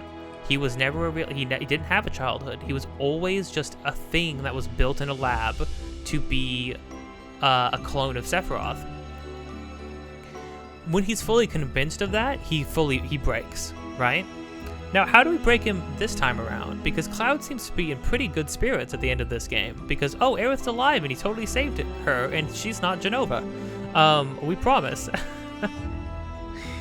Now, here's the thing. Maybe part of the trick of this game, well, the trick is twofold. Either the trick is getting everybody to believe, to be Cloud, and to be in denial about Aerith's death, and to think that maybe she really did get saved at the end of this game, even though there's so much stuff around it to show the opposite, right? To speak to the opposite. Or two, getting you to think like how Cloud was in the earlier parts of the game, like in Gungaga, thinking that the people around him, anybody could be Genova. It could be one or the other. It could be both. Either way, the developers have made us paranoid. They have gotten us freaking out. They have gotten us absolutely tweaking out over the endless possibilities, right?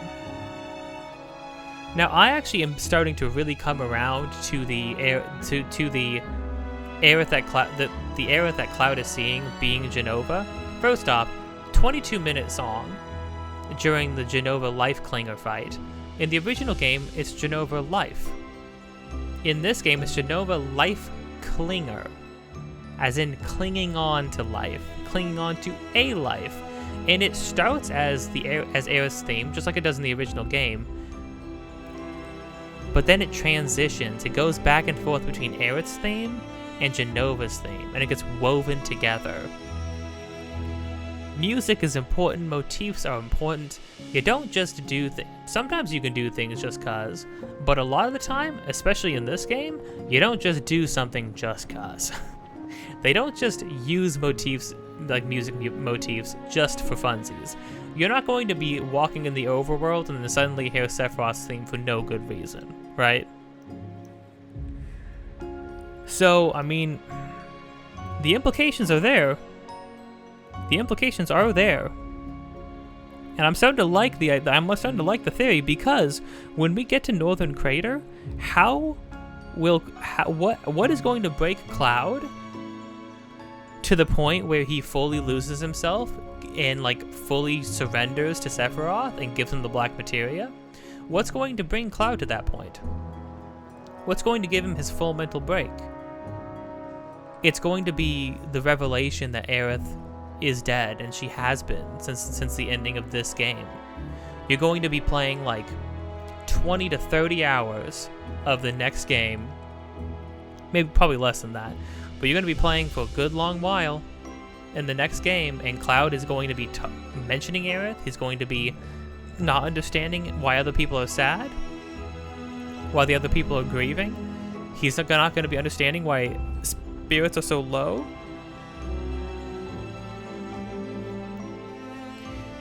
And then it's going to be revealed to him all at once. It's going to be revealed to him all at once that Aerith died.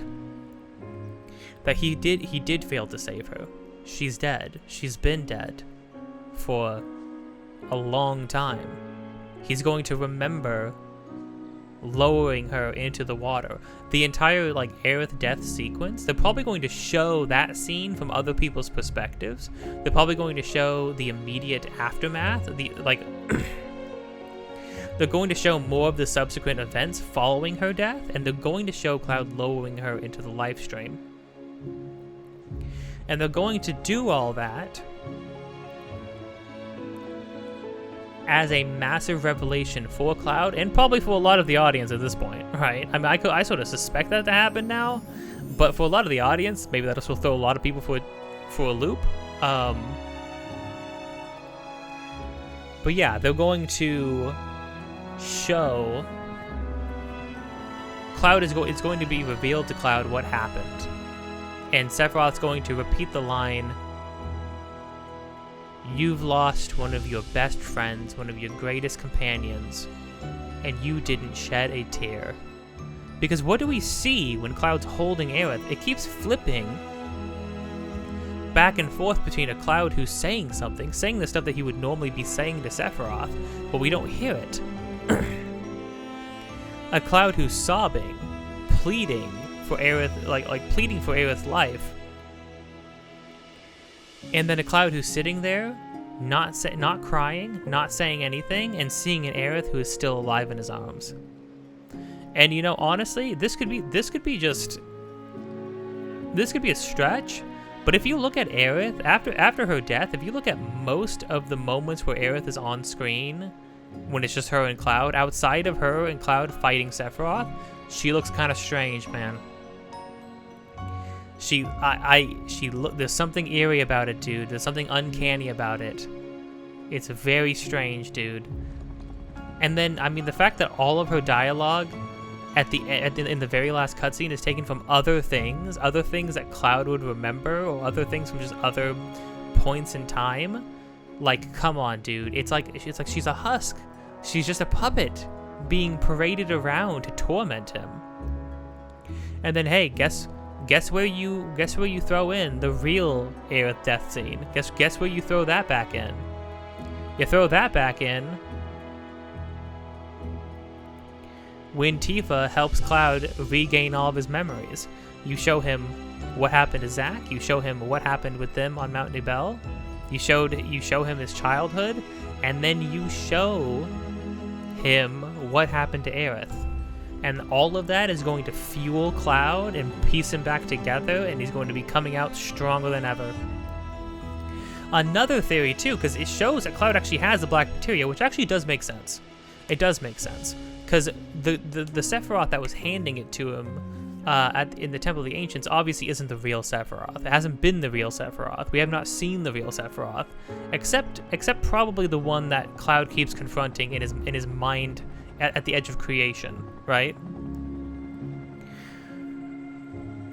But Cloud puts the black materia into the Buster Sword, right? Like he would with any other materia, and it fuses into the Buster Sword. Now, a thought that I had was, oh, I wonder if that's going to give him some sort of weird, crazy powers, right? And then somebody had theorized, yo, what if he essentially goes like Dark Knight, and it works like the symbiote suit, right? Like the next game's gonna start up, and he's gonna have a bunch of like crazy, brutal, like violent abilities that he didn't have before in this one, right? And then they mentioned they kind of set that up. They give you darkness materia, which you sacrifice HP to do strong attacks, and they also give you prime mode, where your normal Punisher mode attacks are even like crazier. They hit even harder. It's just like where like your new combo is Cloud just smashing his sword into enemies like 3 times in a row. You start the next game and Cloud is doing some brutal stuff with his Master Sword because he has the black materia in it. And then now he has, but there's also a clear materia that used to be Aerith's materia. Wonder what that could become, right? Maybe that'll become. My thought was maybe they make Ultima an actual like narrative thing and give him like an Ultima materia that fuses with his Buster Sword. Maybe they make it another holy materia. Could be. My thought is maybe it becomes the vessel for. What if it became the vessel for Knights of the Round? If Knights of the Round does end up being a huge narrative plot point in the game, what if they're talking about the fact that they not only have to find Knights of the Round, they have to restore it? What if they have to forge Knights of the Round? They have to go gather all of the Cetra wisdom and knowledge surrounding Knights of the Round. But how do we make a materia? Well, we would need a vessel to put that knowledge in to make it a materia. Well, boom, you have a clear, crystal clear, empty materia, which is like the only one of its kind. Boom, that becomes your freaking Knights of the Round materia. At least that's what I think. I think that would be a super cool way to do it. I think that'd be an amazing way to do it.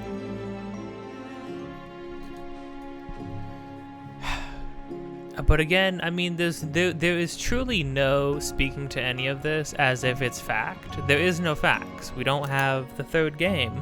Do I wish we had the third game? Yes. Yeah, I want it so bad, man. Because they somehow left us with 20 million questions all over again. And even though I've followed along with this ending way more than Remake's ending, I am still at a loss of where this is going. I have ideas, I have thoughts, but I mean, this game, dude, let's talk about freaking, there's so many things left, right? So there's a war starting, but it's just starting. So that isn't going anywhere. Freaking, there was no deep ground stuff. The only time we saw Nero was in Yuffie's sort of like PTSD flashback during her ancient city, the ancient temple. Oh, also, yeah, another thing, right? Another clear example of Cloud's mind preventing him from grieving, preventing him from handling the loss in his life, and the grief and the trauma in his life, is the fact that in the ancient temple, it could not reach him. All that stuff is so buried, it's buried so far, so deep down in his psyche, that the temple could not find it to give him a trial. He doesn't get a trial like everybody else. He gets Sephiroth tormenting him some more, putting some more thoughts and ideas in his brain. But Cloud's mind is so completely fractured. We're gonna be starting the next game, and Cloud's gonna be like, "Come on, guys, we're on this snowy mountain. Let's go snowboarding." And everybody else, and for once, everybody else is gonna be like, "Dude, Cloud, we are not on a vacation, man. We have a thing. We have a very important thing to do." And Cloud's gonna be like, "Huh, man, you know, if Aerith was here, she would love to go snowboarding." And then everybody's gonna be really, really hurt by that. It's gonna be so sad.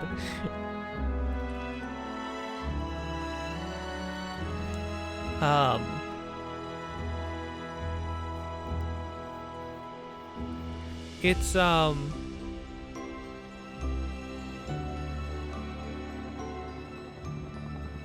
hard, man. It's also just, I mean, there's so many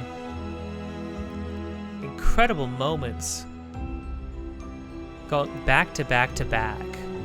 Freaking Aerith's themes, well, like the beautiful rendition of Aerith's theme while you're fighting Jenova, transitioning into like plummeting and fighting Jenova with everybody else.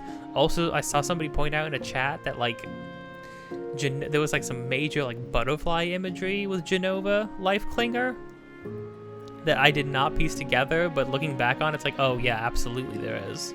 And butterflies are like Aerith's whole thing. Butterflies, Aerith's fleeting familiar is a butterfly. Which is a really freaky. But getting to fight with Zack, getting to fight alongside Zack and Cloud at the edge of creation, fighting Sephiroth, something they pulled. I can't believe they freaking loaded that bullet and shot me in the head with it so early. That was like some end of the third game stuff they did, and they did that at the first moment they could get away with it. They're like, boom, here's Zack, here's Cloud, here's Sephiroth, fight. And it's like, dude, what? That was wild. That was an insane thing to do. It was incredible, don't get me wrong.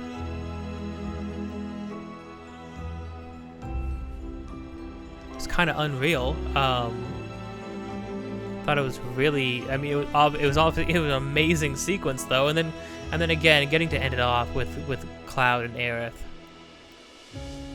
And I think that right there, Aerith disappearing there, here's the thing. They did Aerith saying goodbye too many times for that Aerith at the end of the game to be the real Aerith. You have to understand that, right? Aerith is alongside Cloud, back to back, holding hands, and she says, okay, time to go. Everyone's waiting. And then she fades off. And she fades off, she doesn't just disappear. She doesn't teleport away. She fades off into that into the green sparkles of the live stream. Like all the enemies we fight do. Like all the people and all the things that we kill or that we fought throughout the game, they all disappear in a mist of green particles from the live stream. Same thing happens to her. I do love Sephiroth in that fight. She's like, Sephiroth, why do you want this? And he's like, and all he says is, "Be gone. You've played your part." Because in his mind, he's like, yeah, you did your thing that you want. You prayed and then you died. So he's like, we're done here. I don't have to deal with you anymore. But then he even says, yeah, I have. You know what? I will. He was like, he even said like, I've underestimated you to Aerith. Seeing Aerith walk out of that portal, it's like, oh yeah. He knows that this is not going to be easy for him. Now, is he still going to find a way to become an ultimate god being at the end of the next game? Yeah, absolutely. Yeah, obviously.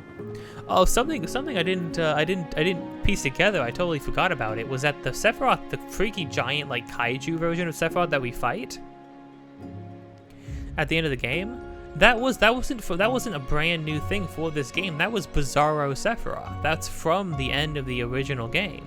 It's one of the phases in the fight before he turns into his one-winged angel form. It's like a one-for-one recreation of that, which is super cool reference, by the way. What it also means is that the third game is going to end with something completely different. I mean, listen, ultimately the third game is going to end. The final battle of the third game, whether or not it's a real fight, is going to be Cloud versus Sephiroth in the mind, in Cloud's mind. That is going to happen. Will Zack be there? Maybe. Will Aerith be there? No. I think it would make more sense for it to be Cloud and Zack versus Sephiroth, but it would make the most sense for that one instance for it to just be Cloud. With maybe Cloud being backed up by the various memories of everybody he's been with up till that point, you know? That would make a lot of sense. Now, what do I think of all that stuff? I mean, I had to walk away for a good long while because I was just computing, and I truly just could not compute. Where am I standing now that I've considered that more and that I've heard other people's thoughts on it, and that I've sort of begun to form my own thoughts and opinions on exactly what I think, where I think this might be going? I think it's brilliant. Much like the end of Remake, I can see what they're doing, and I kind of think it's brilliant. I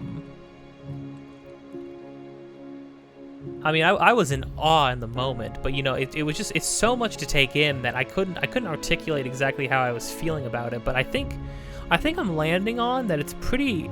I mean, okay, as far as like in terms of quality of like the gameplay, I have not felt that hype. I've not felt the way that finale made me feel. I've not experienced such an amazing end sequence to a game since like the first two Kingdom Hearts games. Just in terms of like the scale, the scope, the amount of phases, the amount of like twists and turns back to back to back. It feels like straight up Kingdom Hearts 1 and 2. Kingdom Hearts games notoriously great finales, so you know. If you're 3, then the whole finale is like the only really great part of the whole game. So, oopsies. Yeah, I'm incredibly impressed by that. And then of course, I mean, I think the. I need to even say that the gameplay is amazing. When you win some of these fights, when you win with like flying colors, you feel like you're the coolest freaking guy ever. You feel like you're the coolest person to ever pick up a controller. Gosh, there's so much cool, nutty stuff you can do. So many crazy combos and stuff. The synergy stuff ended up being amazing. I can only imagine how they're going to expand upon it in the next game. I can only imagine.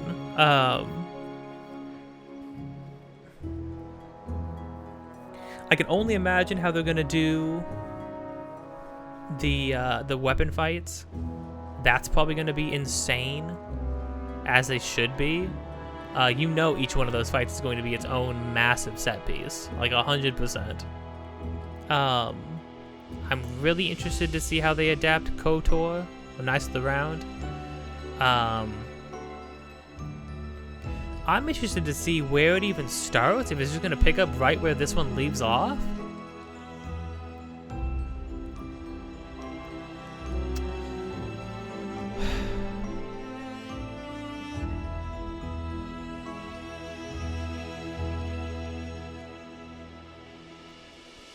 It does hurt knowing that Aerith isn't going to be there, though. I was getting torn up. This game was thrashing me in those final moments.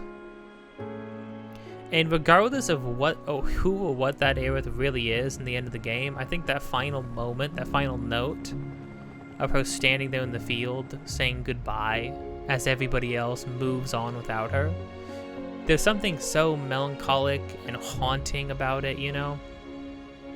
Because even if that is like actually her, but like her spirit essentially before she moves on back to the live stream, right?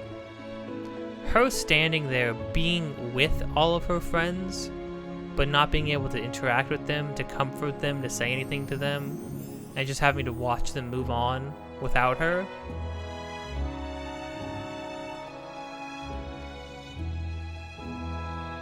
It just hurts, man. It's like very somber, it's very sad. But Aerith, I mean, Aerith's whole thing was that she loved these people, and all she wanted was to be able to protect them. She says as much as at the altar before the final confrontation. And then the song too, right? Promises to Keep. Promises to Keep starts playing, and what do they tell you? They say no promises there are no promises at Journey's End. Basically, literally the developer saying there is no promise of anything at the end of the next game. There are no assurances. Anything goes.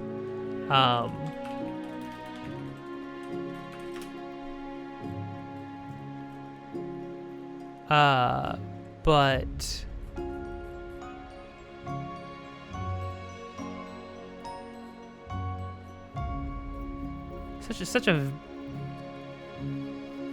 such a beautiful final shot. I can't get over that shot. That's some freaking peak stuff right there.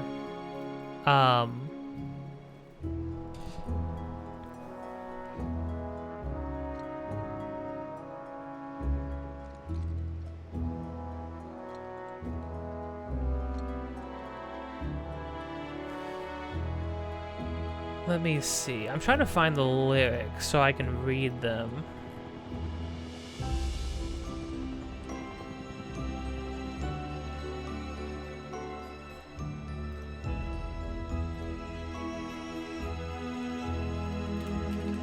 Rebirth.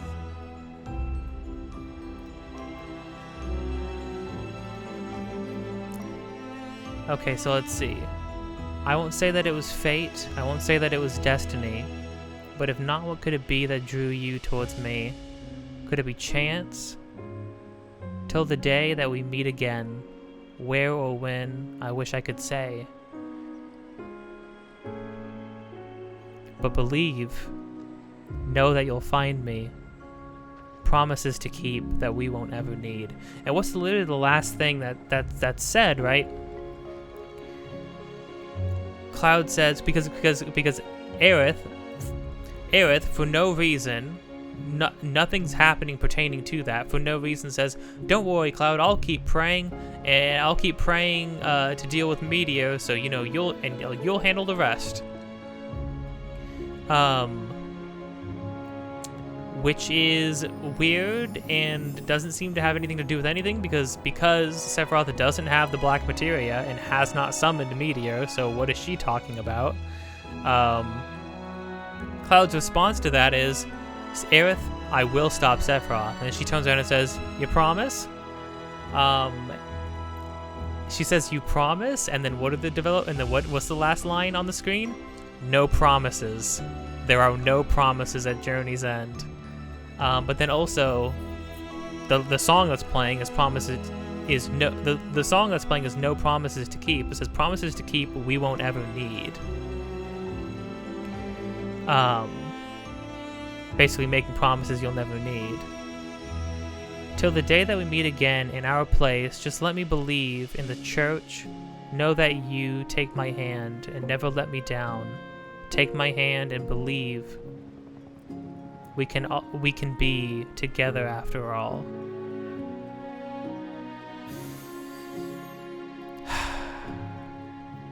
You know, I doubted this song. I doubted this song because it was so different than Hollow, because Hollow was so moody, you know, and it like really fit the vibe of Remake. And I was like, man, this song, like, you know, this song is very I don't know, like brought. I don't know, like you know, it's a very like singer's song, you know what I mean? Like very big, very not poppy, but like more like almost like a musical, you know what I mean? And I was like, I don't know. I was like, oh man, the vibe of it, the tone of it seems so not like what I would expect going into this new game. And then we got to the moment where they play it the first time, and then it plays at the end. I was like, and what was I saying? I was like, oh, they're going to use this to destroy us. This is going to be our downfall. And it's like, yeah, I was eviscerated. It freaking hurt, man. And it's funny, you know, it reads as...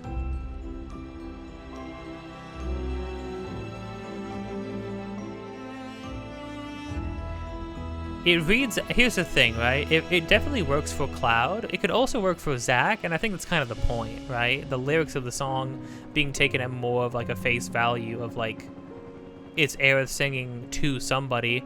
It's kind of Aerith singing to everybody though as well. Cause like, till the day that we meet again, where or when I wish I could say. It's kind of her just addressing everybody, right?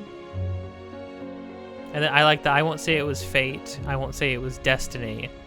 But if not, what could it be that drew you towards me? That feels very much like it's about Cloud. That line specifically feels very much like it's about Cloud.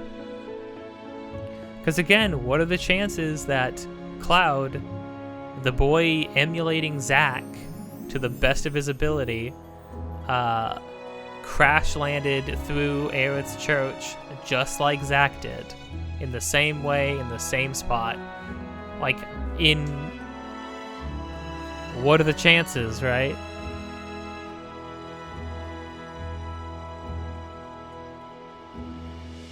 But you know, it's like,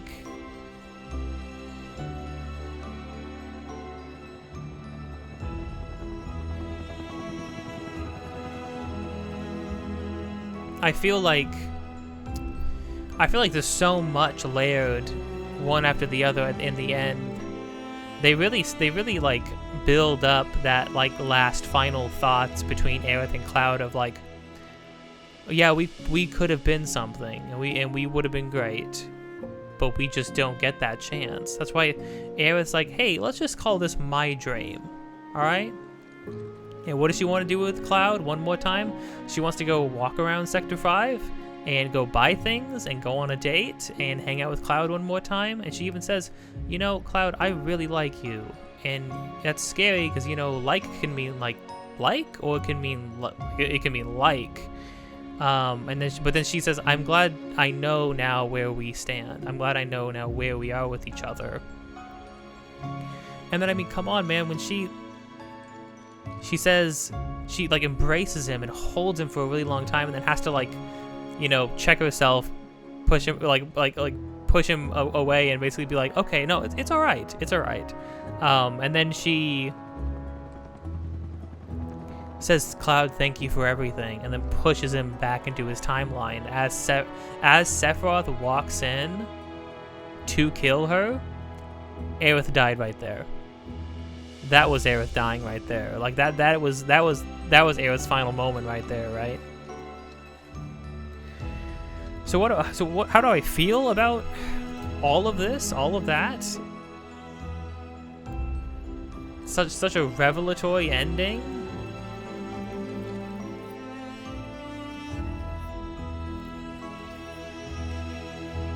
I mean, I kind of think it's amazing. I love how quickly they were just like, hey, by the way, multiple timelines. Boom, here's a Zack timeline, here's a Zack timeline, here's a Zack timeline. Just one after the other after the other. And I love how we don't even know. Well, here's another thing too. We don't know if the Zack we were seeing is the Zack we had been following throughout the game. Not only do we not know that, we also don't know if that Zack went back to the timeline he has been in, the Terrier stamp timeline. Because he wakes up in that church, he's like, all that felt too real to be just a dream. He's like, but then that would mean if worlds can connect once, who says they can't connect again? So Zach's new thing is going to be trying to go out and like find a way back to the other world again. Will Zach ever get to be with Aerith? It doesn't seem like it, because Aerith is not alive in any timeline now. Now, I remember my initial theory was that, boom, Aerith is going to die in this timeline, she's going to wake up in Zach's. But it seems like they're almost abandoning the idea that Zach's timeline is even... Not that his timeline doesn't matter, that the timeline that he's in even matters. It feels like they're calling that into question. Because now, like, he's just doing... Well, also that church he wakes up in, if you look at the flowers, they're all alive and well. They're flourishing. Which I feel like the flowers in the timeline he had been in were not. All the vegetation was dying. At least the stuff around Elmira's house was. So I really don't know.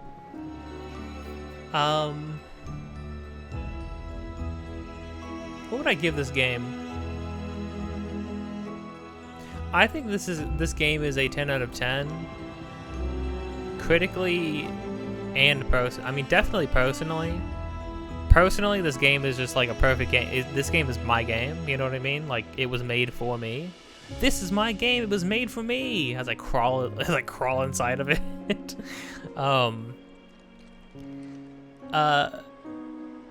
I think, I don't know, critically, if I was thinking objectively, like, I could see why people would give it a 9. I think it is so full of stuff.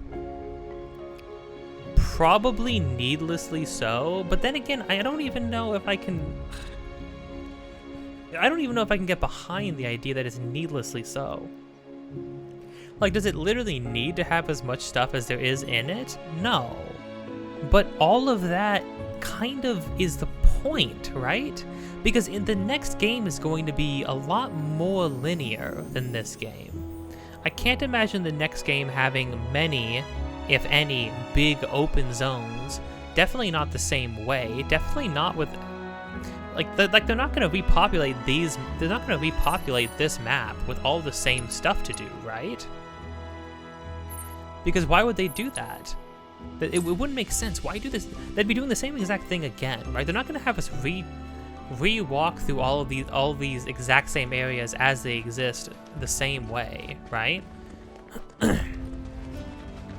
I can't imagine them, because what that would be doing is that would be pulling a Tears of the Kingdom. That would be pulling a God of War Ragnarok, and that would be pulling a Spider-Man 2, and that doesn't fit the third game of this series, because the third game of this series has a bunch of new locations it needs to go to, but a lot of the new locations would be for like one-off things, right? A lot like they would be a lot of like one-off moments and encounters and stuff like that, and a lot of the revisits, like revisiting Corel, revisiting a lot of places, would also be very one-off things, right?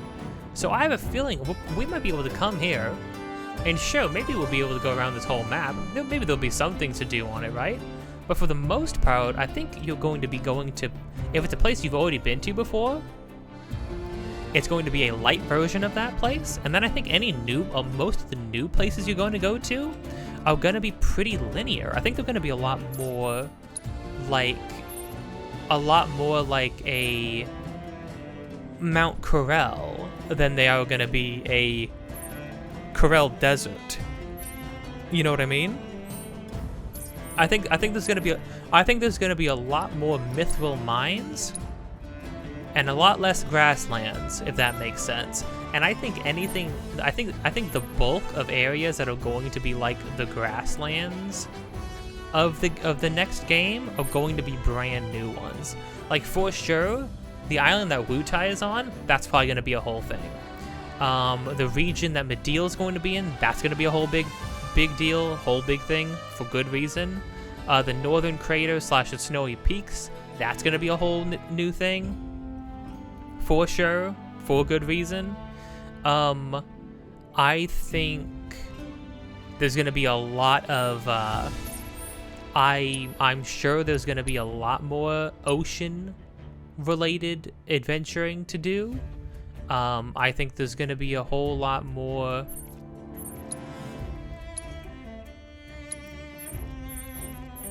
I think there's gonna be a whole lot more of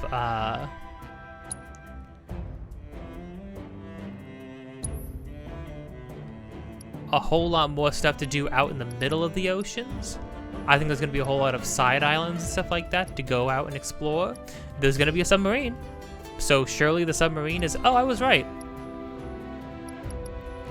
I was right about there being 2 more spots after Nibel.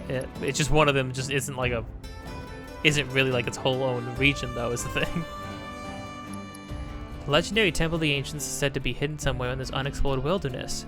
As few have dared to venture into the dense forests, and even fewer have returned, what little can be said about it is speculation and hearsay. Yeah, I mean, maybe there will even be some stuff in the sky. Who the heck knows? I don't know. I think for sure, obviously we're gonna get playable Vincent and Sid, and if we don't get playable Vincent and Sid, then we riot. I really hope they don't. Here's the thing. This Sid, as we know him, he seems to have very little inclination to be active or to be a fighter, which I think makes sense given his archetype. Even in the original game, it's really weird that Sid is like a playable, active party member in that way. However, I want that. I want him to be that guy. I'm just curious how they're going to have him come to the conclusion that he needs to start helping out in fights and exploration and stuff, not just being the pilot, you know? I'm also going to be interested to see what makes Vincent decide to become an active member of the party too. Here's the thing. Sid becomes the active leading man of the party. Spoiler alert. This whole thing's been spoilers. If you made it this far, then I've already spoiled so much for you of all the other games that like your head should be spinning if you didn't want that. But Sid becomes party leader after the group loses Cloud in the original game. That would be a perfect moment to introduce playing as Sid and having him be... And he would be like your main controlled character, and like introducing his gameplay, introducing his stuff, all that kind of good stuff. That would be a perfect moment to do it. Vincent, I feel like they would need to introduce before that. I feel like they will introduce Vincent and his gameplay before that. That would make a lot of sense, I think. It's a lot to think about. It's a lot to consider. It is definitely a lot to consider.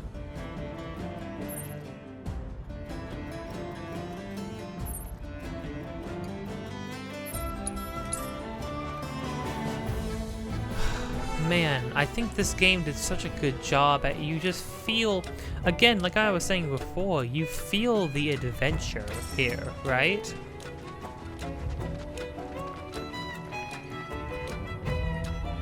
All the different locations, all of the exploration, all the fights and challenges and trials and tribulations and games, and all the hanging out, all the dates and stuff, like it...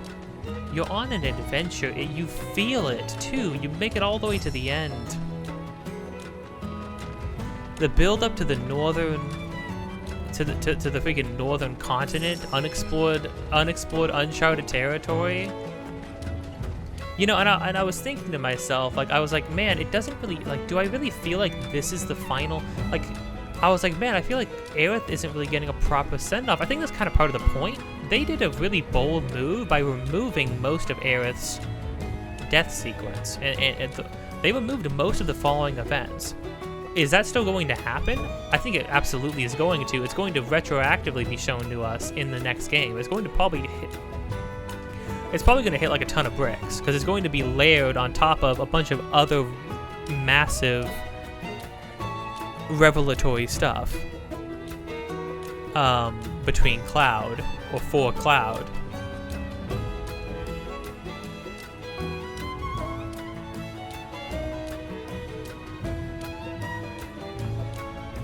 And I think I have to agree, because what Maximilian Dude had mentioned it, he was like, dude, the moment, the big twist that happens where Cloud is lost to everybody is going to hit so much harder, because they have made this Cloud more unstable than he's ever been. It's so hard to watch him struggle to exist, to stand on his own 2 feet throughout this game, because he's such a like pillar of strength in the first game in Remake, and he is just constantly getting battered. He is under so much mental strain, and now he has like, and now they've gone so far as to make him think to make him think, truly believe in his heart of hearts that Aerith is not only alive, but that she is like actively still around.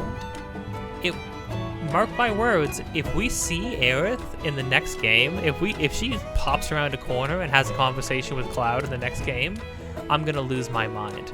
And there are gonna be so many people who will be in Cloud's shoes when it's revealed that she is not really there and that she really did die.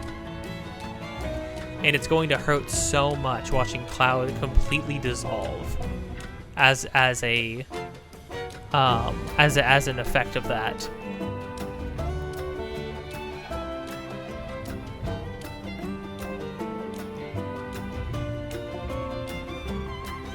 Dang, we're almost at the 2-hour mark for this. I don't even know what else to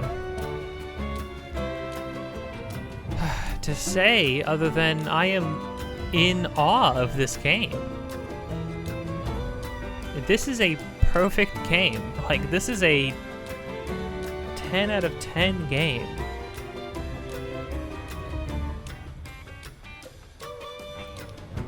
And I mean, to the next game, I don't know how you do it.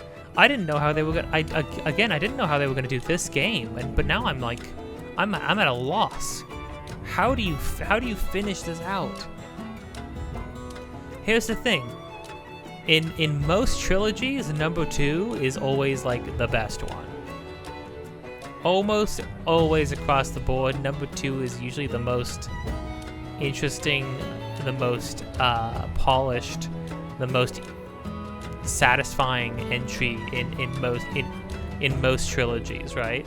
So like, maybe we just resign ourselves to understanding that like 3 is not going to maybe hit the kind of, I don't know what you do gameplay wise. I truly don't know how they're going to do that. I can't imagine you being like actively flying around a massive the massive highwind, like around an actual full globe.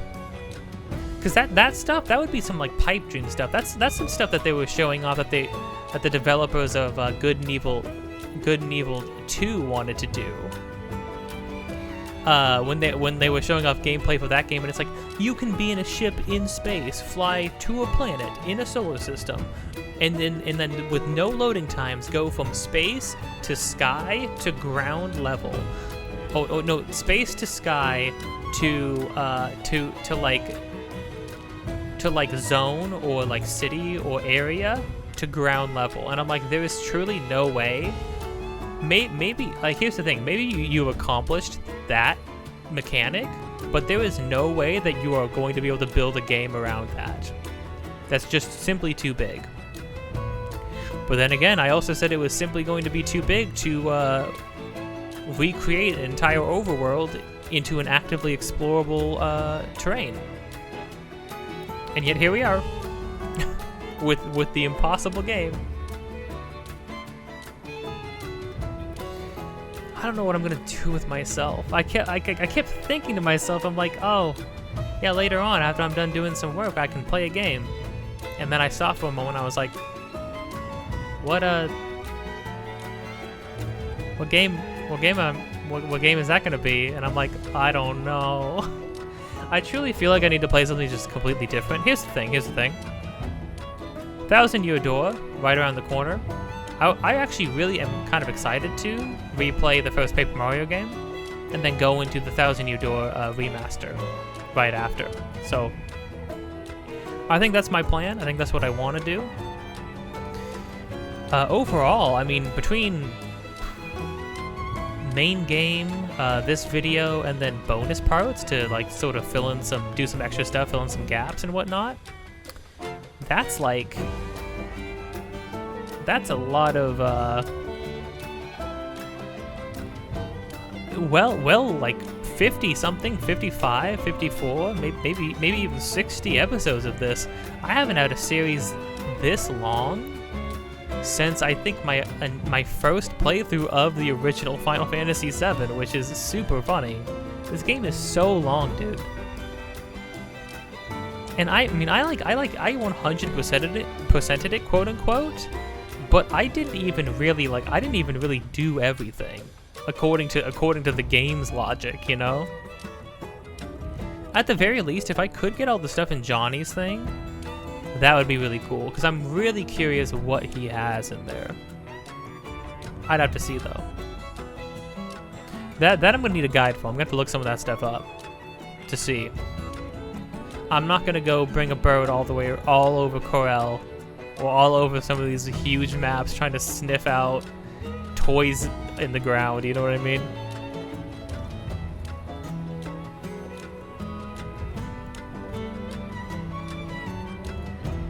Okay, well I think I'm delaying. So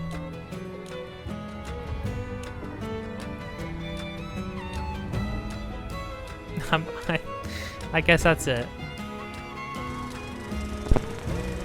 So for now, this has been Final Fantasy VII Rebirth.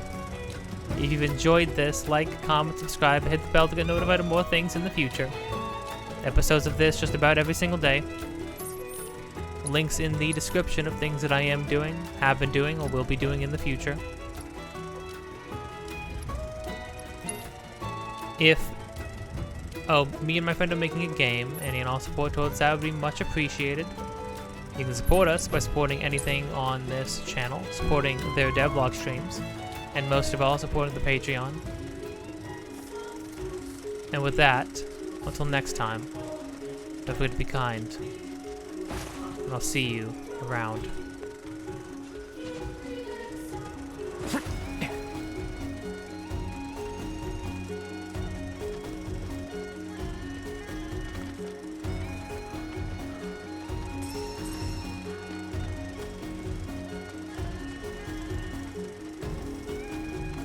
Oh, also, in the final fight, when Sephiroth is, like, skewering people, the animation of him stabbing people through with the sword and then throwing them off, it's, like, straight up, it's a straight up Advent Children reference. I didn't even put two and two together. It's crazy. Watching him do that to Aerith, though, that's dark, man. That's real dark. That's real dark, Square. Man, what if in the next game they just show a bunch of iterations of Sephiroth going to different timelines and killing Aerith a bunch? Like, that would be so dark. It would really drive home the point that, like, Aerith is just meant to die in every timeline. There's good reason to believe that Zack won't make it out either, but I mean, man, if at the end of everything Zack helps us stop Sephiroth for good, and then he's transported back to the edge, or chooses to go back to the edge of Midgar right before he was going, like, right before his final fight against the Shinra soldiers. Like, if he actually actively chooses to maintain the events that are supposed to happen to ensure that everything turns out the way it's supposed to. Man, can we even talk about Zack? I didn't even talk about Zack. Okay, let's quickly talk about Zack, right? in the end card here. We're in Gongaga, actually. That would be a perfect time to do it. Zack is an incredible character. He continues to only get better and better. The new voice actor for him actually killed it in this game, I feel like. He really, really brought it home in this game. In a way that I kind of didn't feel like he always did in Crisis Core. I didn't hate his depiction of Zack in Crisis Core. I didn't grow up with the original voice actor for Zack, but yeah, Zack in this game slowly piecing together how absolutely cursed his existence truly is.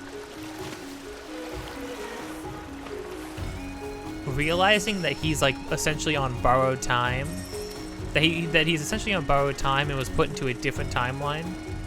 Realizing that things just aren't the way they're supposed to be, and then desperately trying to claw his way out. The whole end sequence where it's jumping between Cloud, Zack, and the rest of the party, as they all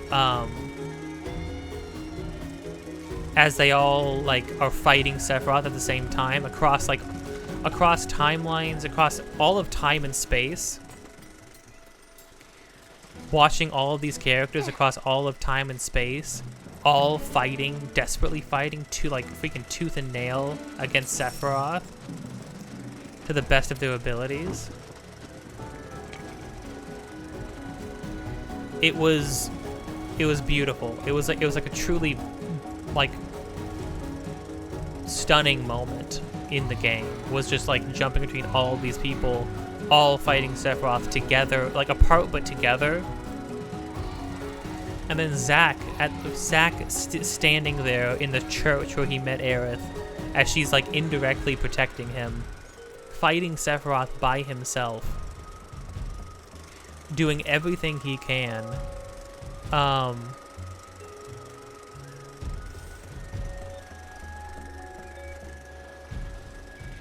And then eventually being like, oh, I guess this is it.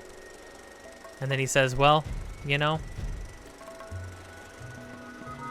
until next time. And then he just falls into the white nothing. And then he just says, his theme song playing, him looking into camera, falling, like fading off into the white, and then just saying, see ya. I can't get over that. I can't get over how perfect that is for his character. It's just, Zack is like the most important character in Final Fantasy VII because of what he means for other characters, for multiple other characters. And yet he always has like no screen time. He's given very little backstory, very little development as a character, and his existence is truly cursed. Like he leads a cursed existence.